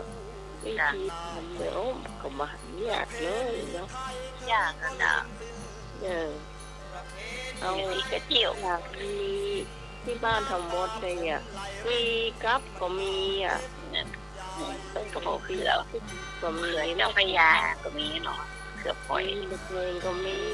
แต่นะ อืม มันเปิงในปีนะเปิง ทีก็เริ่มเนี่ยมันวันสองวันก็ได้จีกว่าวันสองวันได้จีกว่าแต่ น่าจะมา แต่สมัครเล่าแน่เล่าเที่ย ที่ไหนรับกะ เที่ยได้เลย ไปงับประตู ฮะ ไปงับประตูมันประตูมันเปิดคนเดียวมันนะครับ ประตูไหน ประตูห้อง ประตู ส่งนะ ห้องส่งกะ เฮ้ย ใครมาเปิดอ่ะ ลมค่ะมันมีลมเข้าไปได้อ่ะ ปิดแล้วก็มันก็ดึงไปต่อ เข้ามาเลยเข้ามา อยู่คนเดียวหรอในห้องกันอ่ะ โอ้ซับเป็นมูลละมันเข้ามาละนี่ออกฟัง แล้วมีเสียงเพลงเสียงอันนี้บ่มีแล้วเนาะเสียง เอามีละเมื่อกี้ได้ยินไปทุก เดี๋ยวมันก็แทรกนะเดี๋ยวมันก็แทรกเข้ามาในคืนตรงนี้ใหม่ แทรกเจ้าเป็นยังไง เสียงมันเตียวมากันหน้าไหม ฮะ เสียงมันเตียวมาเข้าวิทยุกัน ไข่เตียวมาจะกินเต้า ใครโทรใครนึกอะ ตาตาปะ ฮัลโหล แล้วก็ครับ ไอ้พูด ครับผม ไอ้พ ดว ง งตากัน เจ้า จะไปเยี่ยมเนาะ อ๋อ ก็หลวงตา หลวงตา ดวงตา ไม่ตาจ้าหลวงตา ครับพายคนลุกครับ โอ้ครับหลวงตาครับอะไรอ่ะ ลงไปแล้ว แป๊บเดียวมาไปละไปละแบบ โอ้ ไปแล้วว่ะนึกว่าเหมือนเราเชียร์เอง เออ เจีย ส กัน มัครมาเล่าเชี่ยมา เจียกันน้าไหมโทรมาอ้าวอยู่ไหนโอ้วัดเมืองสาดน้อย ไม่ถึงวัดบางสาหน่อยมั้ย ส่งหลวงพระอาจารย์เลขาเจ้าหน้าที่จังหวัดเนาะแล้วก็ฟังปีกมา งอไปเตอเปิ้น ไปส่ง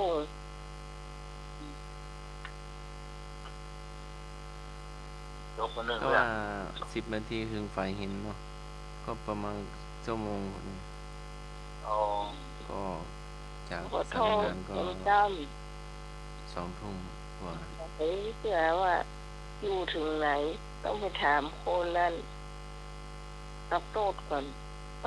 อนนี้อยู่ไหนเนี่ยประตูเจ้าใหม่เป็นไรอีกโอ้การสมัครนี่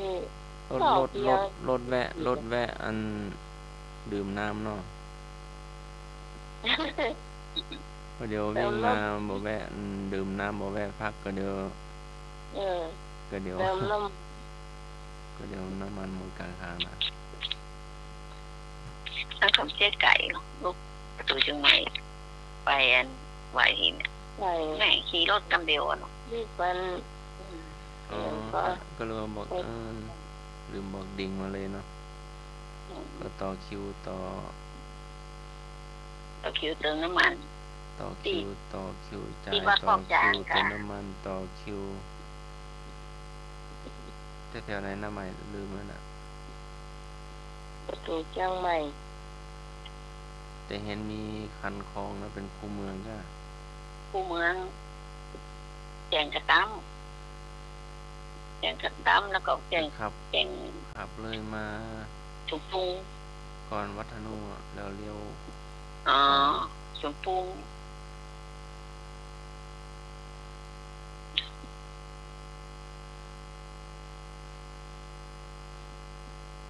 รถ จะไป บ่หลายก็บ่อย เจ้าเห็นมีขายของข้างทางนะ เพราะวันนี้ข้างใต้ถนนคนเดิน นี่แค่วันที่ตอน ห นั้ ลาน ยคนแล้ววันเสาร์งัวลายน้องก็เดินงัวลายอ่ะวันเสาร์อ่ะมันติดนี่ตะแปรเดี๋ยวก็แถวสวนภูมิเนาะจังหวัดลายเนี่ยถ้ามันเสาลายเส้นปูนสีจะคนละเส้น อ้าวประชุม ที่ประเนตเนี่ย อันประชาสัมพันธ์อยู่เนาะ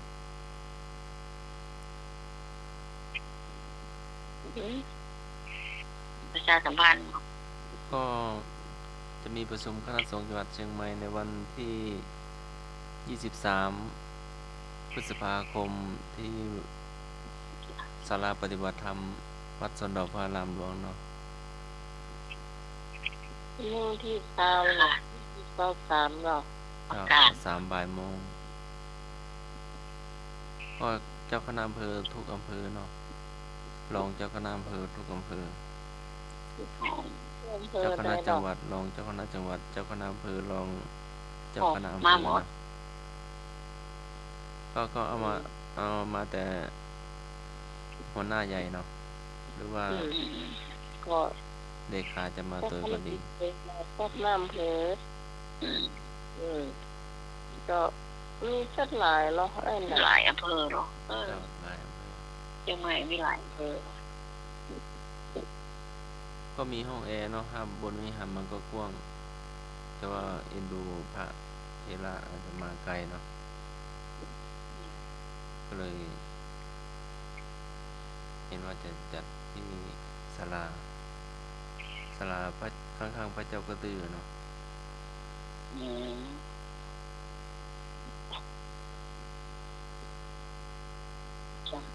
ตือวัดเชิงดอก แล้วก็ที่ประชุมคณะสงฆ์จังหวัดเชียงใหม่ร่วมกับกลุ่มหนุ่มสาววันที่18ที่วัดเชตวันเนาะ ก็มีที่ประชุมก็ได้มีมติให้วัดทุกวัดในอำเภอเมืองมาวัดละลำรถเนาะ วัดละลำรถ เฉพาะในอำเภอเมืองเนาะ มา ย่านบอกแม่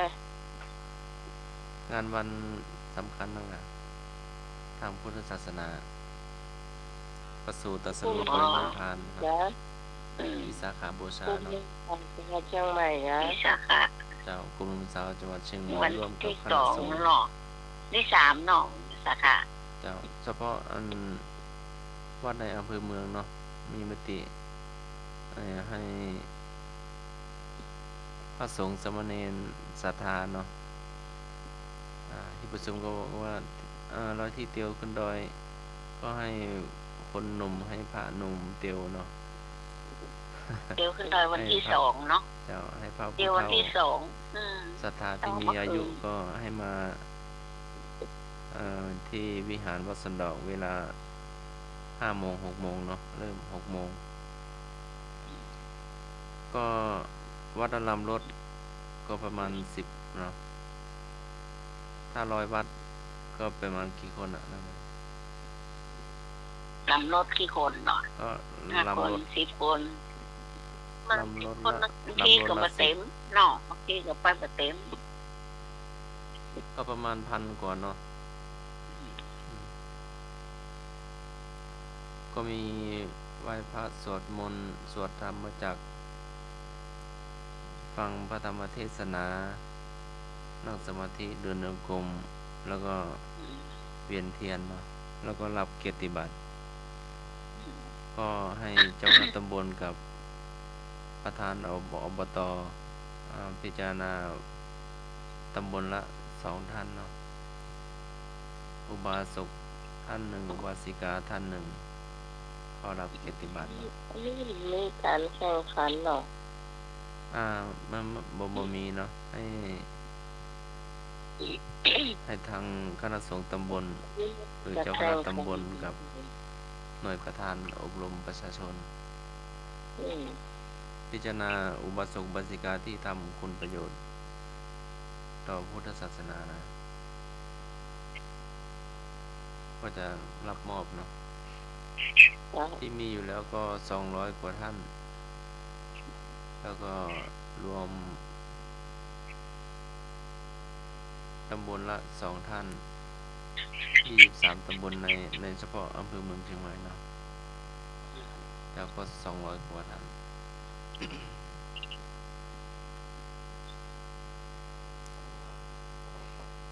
จัดซุ้มไม่รู้อันซุ้มไฟเห็นอยู่ที่ไหนไม่รู้เนาะก็เห็นเด็กวัดนานทินก็ว่ามีจัดเราจะได้ติดต่อท่านพระครูสิริเนาะ ซุ้มที่เดินขึ้นดอยเหมือน มี กัน เตียวขึ้นดอยเนาะเจ้าประเพณีเตีย อั วน นี้ ขึ้น อยู่ ดอย ซุ้มที่12 นี่บุญ ข้าวต้มเจ้า ข้าวต้ม 12 จ้ะ เป็น ดอกที่เดิม วัดอย่าง ปี เดียวแม่ หรือว่าเจลินเกิดอยู่จุดชมวิวอ่ะ ชมวิวอยู่บนปุโรก อืม บนวัด อันนี้ดูเพลน่ะ ชมวิว ก่อนหน้านั้นก็เห็นประชุมที่วัดโลกโมลีเนาะก่อนโควิดด้วยนะ3 ปี 4 ปีที่แล้ว อันนี้ของรักจังไหม51นะอยู่ซุ้มที่12แม่ขึ้นไปด้วยก็แม่เจ้าขึ้นอยู่เจ้า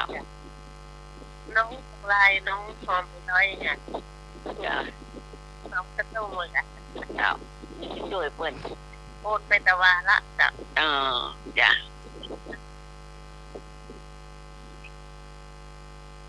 นี่ก็บอกวันต้องเสาร์อ้อมไปก่อนวัดเจลินแต่ว่าแกไปวัดเจลินน้ำมันก็ ก็ใส่หอมมาละค่ะ อืม ก็ดูประกาศเรื่องหอมแล้วน้ำเพิ่งยังเพิ่งน้ำขวดน้อยๆจ้ะ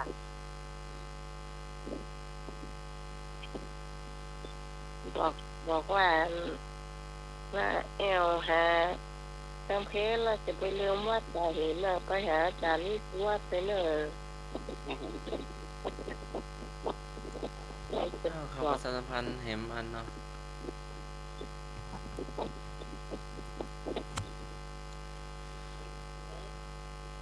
กราบน้อมถวายความอาลัยหลวงปู่พระครูเขมาพิรามครูบาถวินทองชุติปาโลอายุ92พรรษา71อดีตที่ปรึกษาเจ้าคณะอำเภอดอยสะเก็ดอดีตเจ้าวาดวัดยางทองเจ้าจ้ะอันนี้ในนี้ว่า92อ่ะอดีตเจ้าวาดวัดยางทองพระสิงห์แก้วตำบลสันปุเรยอำเภอดอยสะเก็ดจังหวัดเชียงใหม่มรณภาพที่หน้าโรงพยาบาลมหาราชนครเชียงใหม่ในเวลา5:30 นาทีในวันศุกร์ที่19พฤษภาคม2566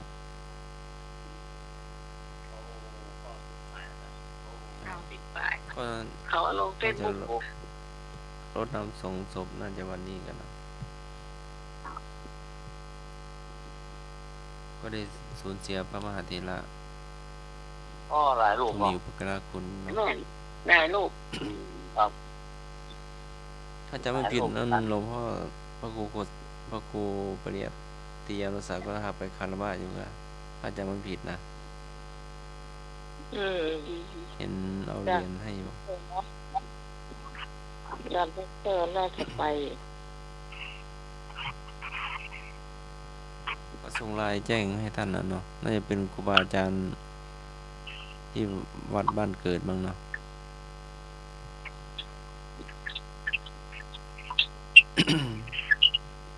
เนี่ยก็เข้าใจ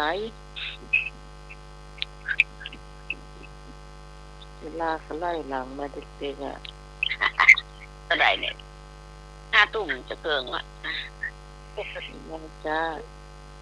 เดือนเซว่าน้ำเดียวก็จะโอ้แบตเอาเหลือน้อยเดียว ล่องมา แบตเอาเหลือ20กว่าไม่ได้เสียบแบตเด็ดนะไม่เห็นละจ้า ยัง ลาเตื้อ ยังบ่ได้อันยัง เรื่ ยั อง ง อันยังอ้อเตื้ออันยังอ้อยังไม่ได้ออกเตื้อเจียเหรอเจียได้เรื่องเดียวอยู่ ก็เอาแจ้เห็นเนาะ เอาเจียต่อ วิ่งมาอ้าวรถคันนี้อะหยังบ่ไปจักเทื่อว่ะที่ไหนได้ รถมันตายแล้วกะน้ำมันมันหมดกะ ได้อันคุยโทรศัพท์ขับรถว่ะ นาน กลัวเนาะ ไปโจรเพิ่นน่ะกะ ถ้าขับรถมา แล้วมัน ดี ใส่ ๆถ้ามี หู โท ฟัง รศัพท์ มันเป็น มา อย่าง จะ นั้ ได้ น ถ้าใส่หูฟังบางทีบางคันเห็นเปิดในรถคุยโทรศัพท์ได้นะ นั่น เห็นออก บาง ลำ ที โพ เอา ง เสียบ นะ เสียบไว้นานน่ะ ต้องต่อ มัน ไม้ มีที่ ต่อ เสียบเหรอ นี่เนาะเขามีบลูทูธก็จะได้บ่ฮู้นะ อืม โทรศัพท์คุยได้นะ แม่น นั่นอันรถคุยได้อะ มันต้องมีลำโพงในฮั่นในรถอ่ะเขาดีฮั่นเขาก็ได้ยินหมดอ่ะเขาคือดักไว้ฮั่นเวลาเขาพูดครับ ต้องมีตัวหนีบต้องมีอันรถสมัยใหม่คุยได้นะเนาะ ยังรถยัง คุยได้เวลาขับเลย เขาคุยโอ้กันเขาไม่ได้ยินหรอกเขาก็อู้กันเรื่องเขา ถ้ามือหนึ่งจับไปมือหนึ่งเวียงพวงมาลัยมันอันตรายเนาะ แม่น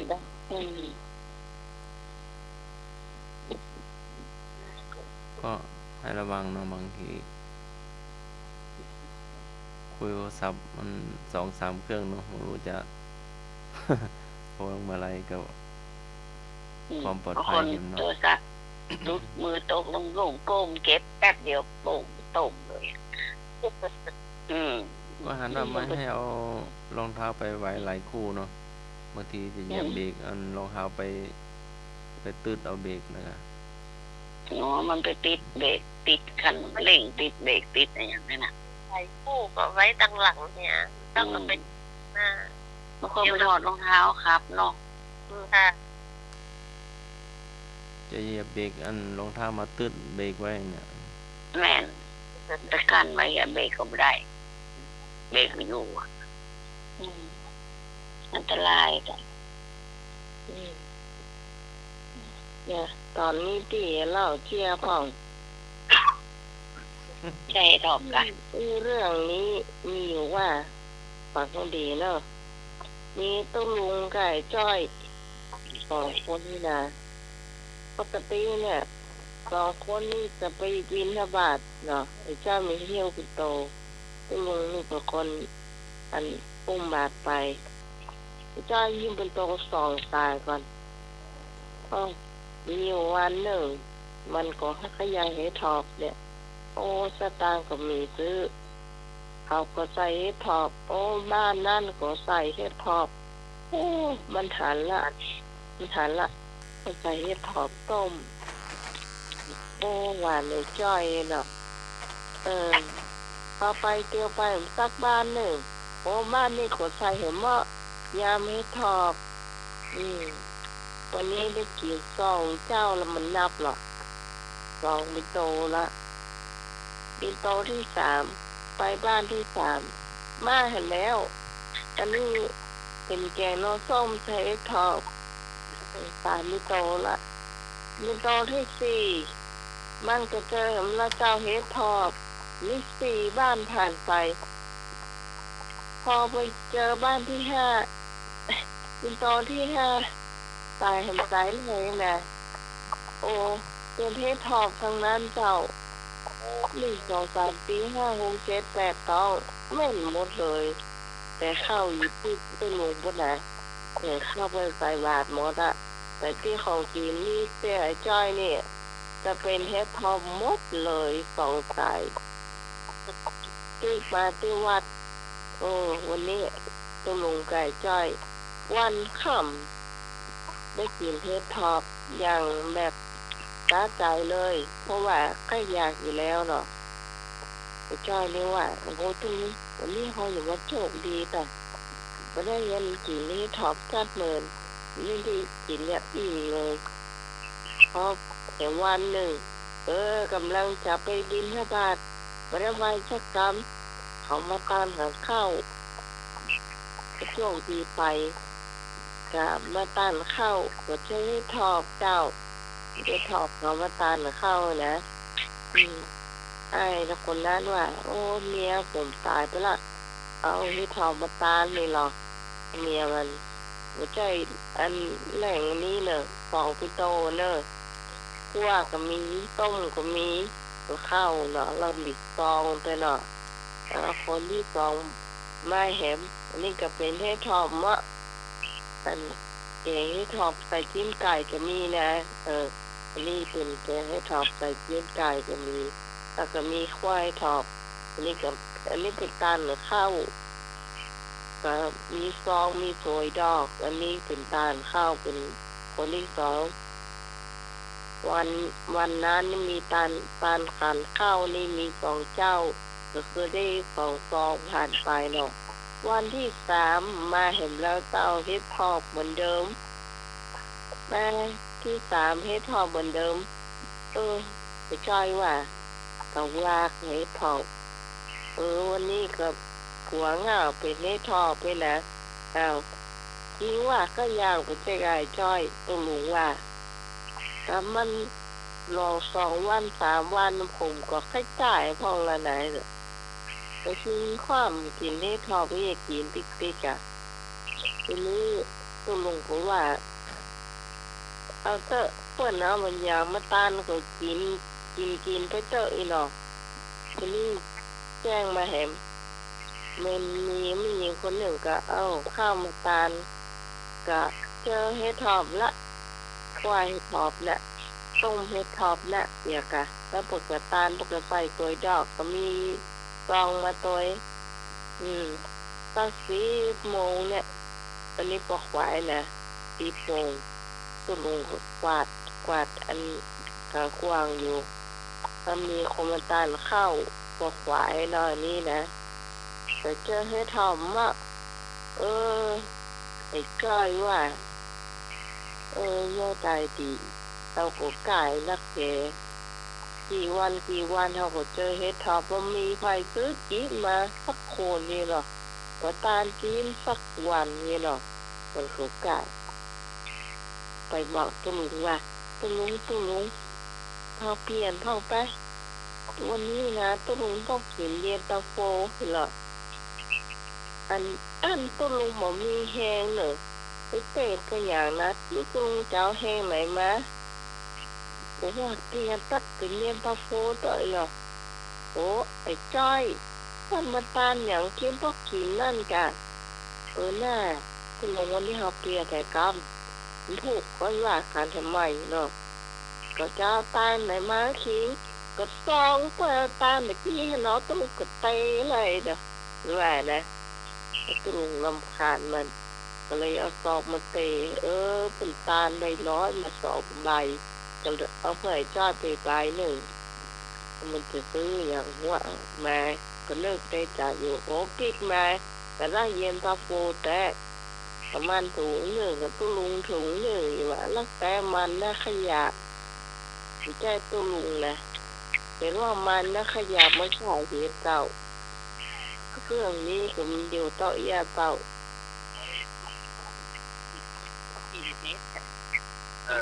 บอกว่าอยากกินแมงมันไก่ เที่ยงเห็ดทอบเนาะเที่ยงเห็ดทอบ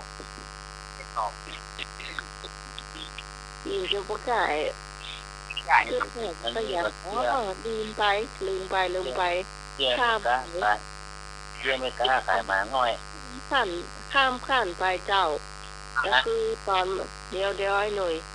ข้ามขั้นไปหน่อยว่าพอมันไปซื้อเย็นตาโฟมาแล้วเนาะอันไปซื้อมาแล้วมันไปกินเรียบร้อยมาละกินเรียบร้อยละอันถวายตู้อันลุงเรียบร้อยละทีนี้มันก็ไปเขียนป้ายว่าตั้งแต่บัดนี้เป็นต้นไปห้ามเอาเห็ดถอบเข้าวัดแล้วมันก็เขียนเป็นผูกเห็ดถอบเป็นวงเป็นหน่วยบุกเรียบเอาไว้อันเนี้ยแล้วทีนี้มันมีว่าเยงคนหนึ่งหมอบสองอยู่ตั้งหน้าประตูนะมันติ้วเป็นโตมาตัวอยากอะแล้วตัวมีว่าโอ้อันนั่นผ่านมาห้านี่ตัวเจ้านะที่อย่างมาขับมาเข้ามาผมเข้าไม่ได้อ่ะผมเป็นหน้าเข้าไม่ได้อันนี้ต้องลงมาพอนี่กันเพื่อนก็อ่านพอตั้งแต่วันนี้เป็นต้นไปห้ามเอาเห็ดถอบเข้าวัดเป็นเด็ดขาดไม่มีสูบเห็ดถอบเป็นยังไงเขาใช่เห็ดถอบเจ้าเที่ยงเห็ดทอบเนาะเจ้าเที่ยงเห็ดถอบนั่นเหมือนย่อยนั่นก็บ่ขย่อยกันเนาะกินนักก็บ่ขย่อยกันเนาะเห็ดทอบเนาะเนี่ยนั่นคือแม่แต่มันกุกไก่เหมือนกันอย่างกู้ย่างเหมือนกันนะมันเป็นไก่แต่ว่าทำให้กันเนาะถ้าที่พอบติดมันสัก50 บาทเดียวอันนี้ล่างนี่กินบ่หวาดบ่ไหวกันท่านครับหกกับต๊อบมันมีอยู่สีหนึ่งนะมันถูกขนาดอะต๊อบมีปากของกระโปงแล้วก็ยันนักใช่จ้ะ30 โลอ่ะ30 โลใครยี่แหมเจี๊ยมีประชาพันธ์เนาะพี่พรด้วยก็พี่พรมีก็ไอ้หนุ่ยอาจารย์อะไรอาจารย์ได้มาคุยถูกเนาะมีแต่ประชาสัมพันธ์มีประชาสัมพันธ์ไม่ใช่ จารย์เนรักอาจารย์สมาครูจากเกทอบก่อน เฮ็ดทอ นะ เฮ็ดทอบ รู้จักก่อน เฮ็ดทอกนะ เฮ็ดทอบเพิ่นว่าฮ้องเฮ็ดทอบ ที่ เฮ็ มั ด น ทอบ รู้จักก่อน หน่วยมันเหมือนในลูกชิ้นนั่นกะ นั่นแหละลูกจีนนั่นน่ะ ก็เป็นเองก็ไปหามันก็ม่วนดีเนาะถ้าเจอมันนะ คน ต้องเอาไม้เขี่ยไปเขี่ยมาเจองูนะ บางคนก็เอาทัพพีไปเขี่ยเอาอ่ะ เจองูพ่องเจอไอ้ตะขาบพ่องเจอกิ้งกือพ่อง โอ้ ต้องเอาไม้เขี่ยเอานะเอามือมันอันตรายเนาะเจอ เริ่มไปแข่งไปเจอ แม อย่าง งเงี้ ป่ ย องพ่อง มีไม้อ่ะท่านสมัครจะไม้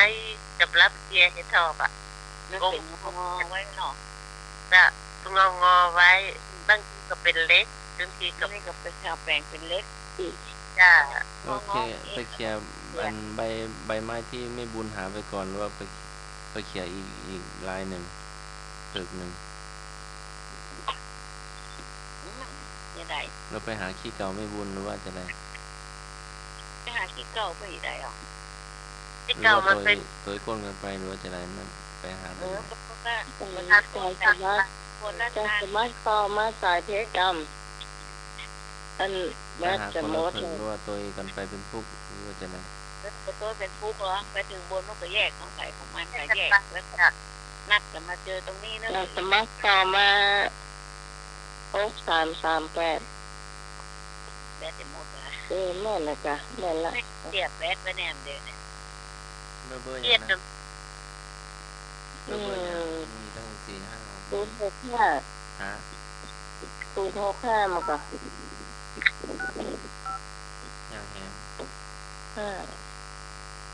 4736338 อนามัยมี4-5เบอร์ตอนช่วงนี้ก็กำลังเราแจะหาเห็ดเนาะ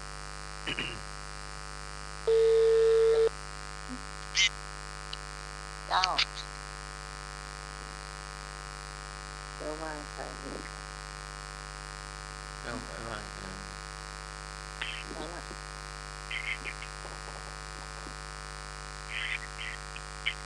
ต้องนัดรวมกันกัน มันนั่งไปต่อกันรถปิกอัพเลยอ่ะนั่งได้กันตั้งหลังนั่นนะไปเยอะเลยหลายคนแล้วไปถึงตีนเลยก็เตียวขึ้นไปกันก็แยกกัน แล้วมันจะปะกันนะหรือว่านัดเป็นม่อนดอยเนาะ เด็ดแล้วก็มาลงมาที่เก่าห้าสามก็ปะกัน ว่าที่สินได้เนาะ เจ้านัดกันมาลงเซตแล้วก็มากี่โมงมาลงปะกันนี่เนอะโอ้เขาได้กันเส้นนักเนอะ ทุกคนหาเก่งได้นักจ้ะ งานเขาก็นั่นเป็นที่ม่วนเนี่ยก้อย ปวดจ้ะ ไม่เคยไปค่ะ จ้ะ เคยไปญาติไปอ่ะมันขับไม่ไปแล้ว ไปละท่านได้ยินตั้งทีจะหาว่าจะได้นักเนาะบางทีก็ไปจับมงตีได้นักบางทีก็ไปจับยากอ่ะ พี่นะผม ของท่านเหรอมันจะมีแต่สายหรอ จ้ะ เอาไปเกี่ยใส่ที่มันติดสายแหละโอ้มีนักขนาดเนาะ จ้ะ แต่ของเขากูเอาต้นไหวอันนะแต่ไม่หมดเคยหันมันออกทุกจ้ะ นี่หันเขาถ่ายพออ่ะเขาไปเก็บอ่ะแล้วเขาไปถ่ายตัวที่เขาพอมาดูใน YouTube อ่ะเก็บถ่ายโซดๆเลยนะ จ้ะ ลานน้อยมันอยู่เขื่อนไม่งัดว่ะมันขึ้นน้อยเก่งขนาดเลย บนดอยเลย เป็นคล่องแล้ว มันจะข้ามไปเห็นฟังเลยเอาเรือข้ามไปเห็นฟังเลยไปเก็บบนดอยกว่าก่อนมันเคยไปนะเคยไปตรงมันอ่ะโอ้มันตัวน้อยมันขึ้นไปบนรุ่นได้ลากเสียตัวก่อนน้องได้สักเกิดรีดแล้วก็ อย่าแปลงปล่อยเยอะ เขาไปตั้นเขาเลย เขาแกล้งแล้วเขาขึ้นกลางวันเนี้ยเนาะ เดียวก็ได้น้อยเดียวปวดแข้งปวดขาแล้ว อย่างเดียว แต่ ก็ ร เลย ถ ติ นี้ไม่แต่เลยกระล เขา ำ ไป ไอ้เนี่ยเมีย ครับ อยาก เชื่อมีครับ ว่า พ่อมีเนาะ จะ พ่อมีก็ มีกันนะ อ่ะ ใส่มา ครับ ว่าแต่ครับเป็นว่าปีไหนมาให้เดี๋ยวครับจะมีข้าวกินลูกแต่ปัจจัยเขาเด้อ อ๋อ ปีไหน ถ้าพอปี ถ้า นี้ มี เนาะ มาให้ดอกนักจะมีให้ทอดนักกินลูก เอา ได้ก็ ให้สังเกตนะเฮ้ย อันในนี้ก็รอฟังที่เขาเล่าเที่ยไปตะกี้เนอะดีก็จะไปอ่านแต่เนอะ ถ้ามาให้ปีไหนมีมาให้ดอกนักกินลูกจะมีให้ทอดนักกินว่า ครับ แค่ปัจจัยเขาเด้อผมมาได้สังเกต ถึงว่าอยู่เนาะต้องขอการติ๊กเลยท่านสมัครการเนาะอันนี้ก่อนอันนี้ มาก้า นี่ ฮัลโหล นี่เฮ็ดพอเป็นพวกเฮ็ดพอเป็นเธอก็เฮ็ดพอเนี่ย เดี๋ยวไปซื้อเย็นตาโฟไปเลย ตาโฟมัน เห็นมัน รู้ เห็นทอบเอาละกา ออกแล้ว ออกแล้วก็กิน แปลงแปลงอยู่ แปลงปีแล้วก็ได้กินไม่กี่เดือนมดก็เห็นแล้ว เจอเดื แม่ อน มันหน่อยแม่ เจอเดือนน้อยว่าอาจารย์ยังมีแห้งนะค่ะไปซื้อเย็นตาโฟไป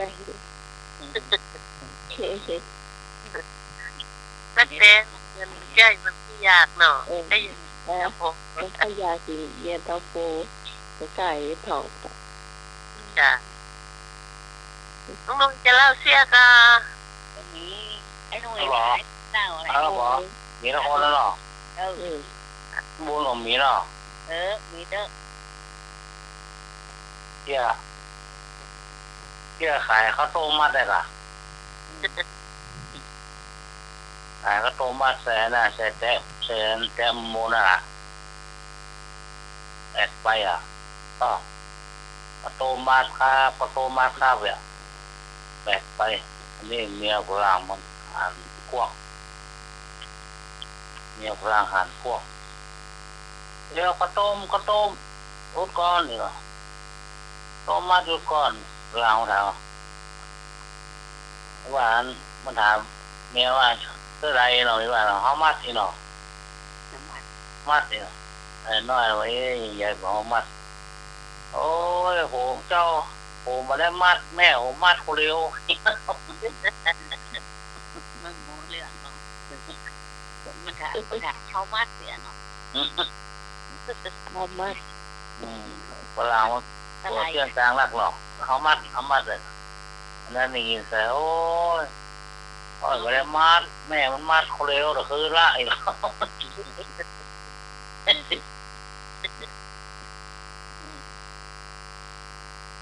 นี่คล้ายๆเจียมเหมือนหอยปั่นน่ะไอ้ปั่นไม่ก้อนน่ะที่แกปีไอ้อย่างก็เตียนพลังเหมือนกันน่ะเตียนคนนั่นแก้วหน่อไม่ขายอ่ะเป็นมัดแต่มัดโต3 อันพ่ออ่ะมัดแต่แล้วฝรั่งมาซื้ออ่ะได้กินหน่อคั่วอย่างนั้นกับมาอยู่เมืองไทยมันรู้จักนะรู้จัก เที่ยวพลังวะนะ ได้บอก ตอน ได้ นี้พลังรู้ว่าเรานี่แหละเที่ยวต่อไปก็ป้ามาขายหมาเนาะใส่กิ่งใส่มานั่งขายข้างกลางอ่ะพลังมันแค่ได้อ่ะหมาน้อยอ่ะ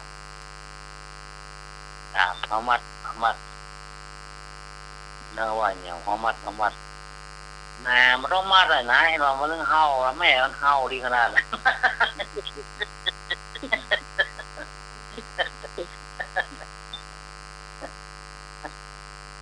ล่างหามันมัดอะไรเนาะแค่มันต้องมาทำมันเรื่องเฮาดีนะตรงนี้นะ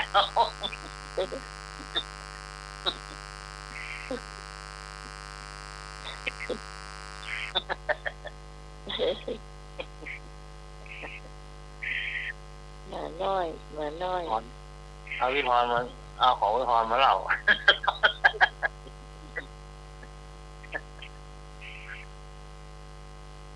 ตูมมัดแล้วมัดแหมมัดว่า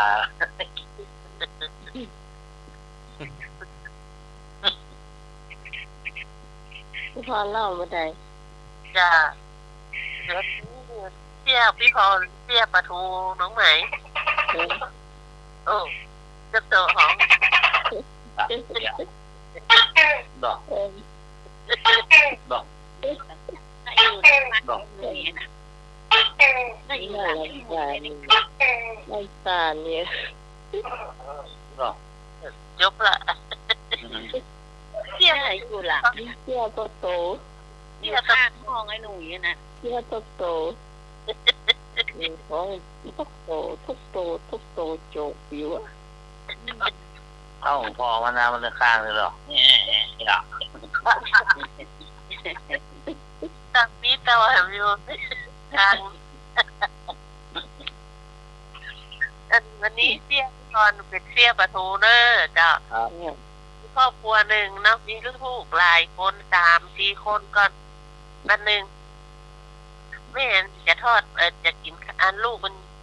จะกินข้าวกับปลาทูแม่เลยทอดปลาทูบังเอิญวันนั้นนะก็เซียวมันเข้ามาแอวบ้านกำลังจะดาเข้าไปแล้วก็เซียวขึ้นมาก็ว่าก็เซียวกินข้าวด้วยกันเด้อแล้วก็บอกขึ้นลูกไปเข้าไปอยู่ในห้องเนาะในห้องพอแล้วก็เซียวก็นั่งกินข้าวน่ะลูกมัน3-4 คนอยู่ในห้องก็มันห้องนี่มันจะมีหูพอเนาะหูลอดออกจากกันในห้องมาจับสันโตกเรียนก็เซียวกินพอดีลูกมันก็ซ้องพออย่างนั้นนะขยากกินข้าวก็ขยากเนาะก็เซียวมันกินปลาทูไปแล้วกำลังจะฟื้นปลาทูว่าลูกมันเขาว่าแม่แล้วฟื้นแล้วหรือไงเด้อฟื้นปลาทูแล้วลูกมันไม่ตาย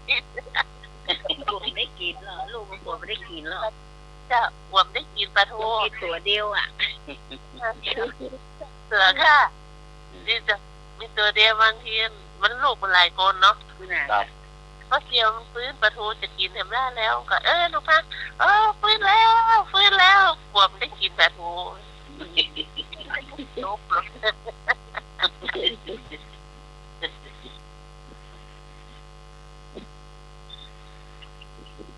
แต่ว่าทูตะกอนเนี่ยตัวใหญ่นะเนาะ ใช่ ตัวใหญ่แล้วก็ลำเดียวนี่บลำ เดียวไม่เป็นตัวใหญ่ๆนี่นะตัวเป็น40 บาทพุ่นนะไหม ตอนนี้แม่น้องซื้อมันก็ต้องมาลำคู่80ย้อนต้องมาลำก็เหมือนเขาตะกอนเขาซื้อตะกอนเขาอยู่แก่แล้วมันก็ลำหรอกมันก็มันอะไรอ่ะมันลำนะลำ เที่ยวนี้มันแข็งหอนแข็ง มันมีทำกันหลายเจ้าหลายตีหลายตาสูตรมันเพี้ยนไปหมดอย่างละอ่อนน้อยเอาขี้ฝอยยองหัว ตอนน้อยขอยอหัวเป็นของกินแล้วก็ เจ้า ข้าวโพด เจ้า อันใดถูก ข้าวโพดอ่ะจ้ะหนวดมันออกบนหัวมากหรอก ก็เป็นคุยเนี่ยไงเป็นคุยออกขนาดน่ะแม่ก็นึกถึงข้าวสาลีนะคะ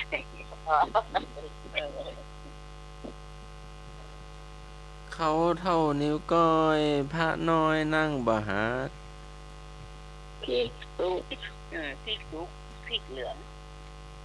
พริกเขียวพริกเหลืองพริกแดง มะม่วงอะไรอย่างกระซอกกระเศร้าม ะม่วงม่วงม่วงอย่าง มันมีวันโศกเศร้าสักวันน่ะ มะม่วงครับ มะนาวโหระ มะม่วงอะไรอย่างมันมีวันโศกเศร้าสักวันน่ะ อ๋อเดียวกันเนอะมะม่วงอย่างมะม่วง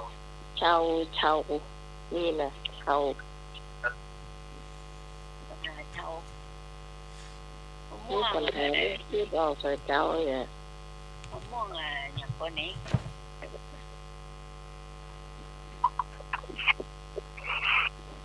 เฉลยยัง น้ำดอกไม้กะ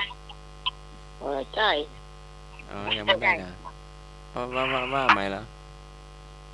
มะม่วงอะไรอย่างมาโศกกระเศร้าสักวันน่ะ หิมะปาน ใช่ มะม่วง ม่วงป้อม ใช่ มะม่วงอย่างมะม่วงต้นมันใหญ่ๆอะมะม่วงอย่างมะม่วงไข่ มาใช่ ม่วงหัว จา จ้าม ะม่วงต้นใหญ่ต้นน้อยมันก็มีหมดอ่ะ ม่วงสามสี ใช่ ปาฏิหาริย์ เจ้า มะม่วงสุกได้ก็ครับ ถูกต้องไอ้เนี่ยถูกต้องเลยถูกจ้ะหน้าไม้เราเลยเนี่ย มาแป๊บเดียวตอบได้นะ มันไม่เคยเยอะกันนั้นน่ะ ป่วยอะไร เก่งเนาะ ไม่ธรรมดานะมัน มันก็ออก เป็นทำวง มันมีความโศกเศร้าเหรอเป็นเรื่องคือรวยจ้ะ เน็ตนะกะ มะม่วงอย่างแปลงที่สุด ฮะ มะม่วงอย่างแปลงที่สุดในโลก มะม่วงแปลงที่สุดในโลก ครับ มะม่วงเศรษฐี ใหญ่ ถูกด้านนั้นนะกะ ใหญ่ ใช่ ม่วงอย่างแปล มะ งที่ ม่วง สุด เทศบ้านลาด ใหญ่ ม่วงดิบม่วงสุก ที่เพราะว่าม่วงสุกอันนี้ซ้ำมะม่วงอย่างที่แปลงที่สุด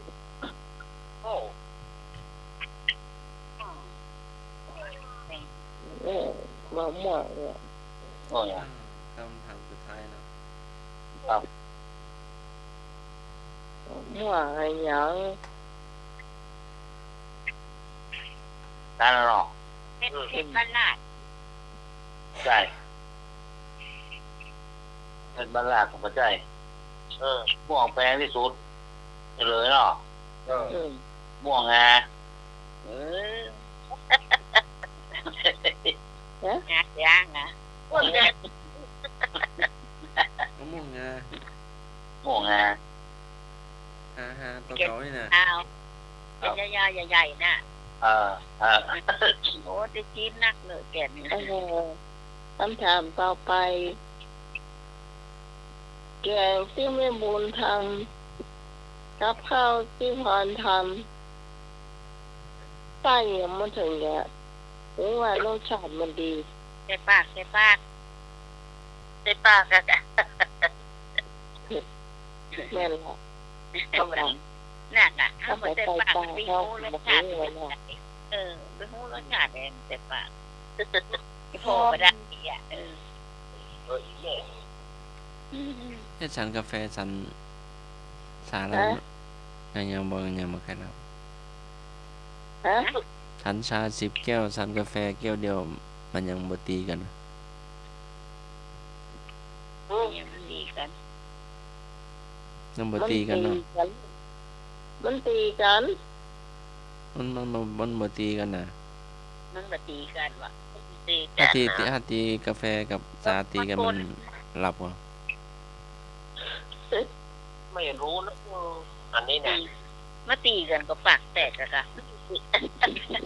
เป็นตีฉัน บางคนว่าเอ้ยไปสันกาแฟไปสันชาเด้อเดี๋ยวมันตีกันในห้องแต่ ตีกันในท้องนี่มันเข้ากันนะ มันจะบ่หลับนะกันแต่อันนี่มันหลับนะใครหลับนะ มันน่ากลำไปนะมันเรียนรับ วิ มัน ชา กินแม่เดียวมารับอ่ะ มันบดมันก็ พี่ยังกินตอนไม่เช้าละมันรับต้มเดียวเลย กินได้หมดใจ นี่มันเป็นตีกันโลกของอาจารย์สมัครมันตีกันละไปพายปแป้งไว้บกาน่ะล่ะเข้าใจยังอันนี้ไปกินได้แต่ กินวิชาดีกาแฟ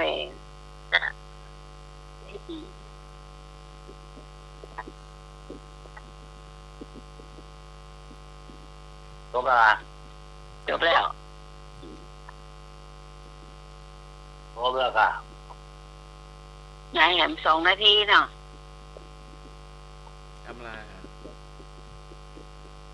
ครับ อ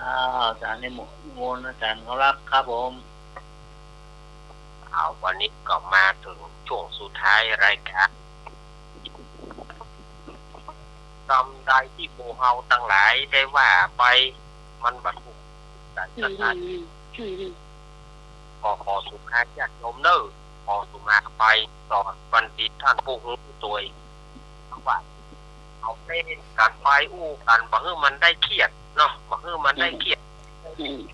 เอาการเอาม่วนไปบางทีมันก็อาจจะถูกใจผู้หนึ่งบ่ถูกใจผู้หนึ่งเนาะก็บอกว่ากันเนาะหรือว่าเป็นของฝากของขวัญก็แล้วกันคือนี่ก็ขอท่านทั้งหลายอยู่ที่มีสุขอายุยืนยาวกันวันพุธวัดครับผมขอขอบคุณท่านอาจารย์ครับผม ครับผม ขอบคุณพี่สมัยนักนะ เจ้า ขอบคุณครับผมขอบคุณแม่พรแม่บุ๋มด้วยครับ เจ้าไว้สาเจ้าแล้วก็อนุโมทนากับศรัทธาญาติโยมด้วยวัดปลูกบ้านวัดทุกครั้งสาธุเจ้า ยานสมัครเจ้า ข้ามากา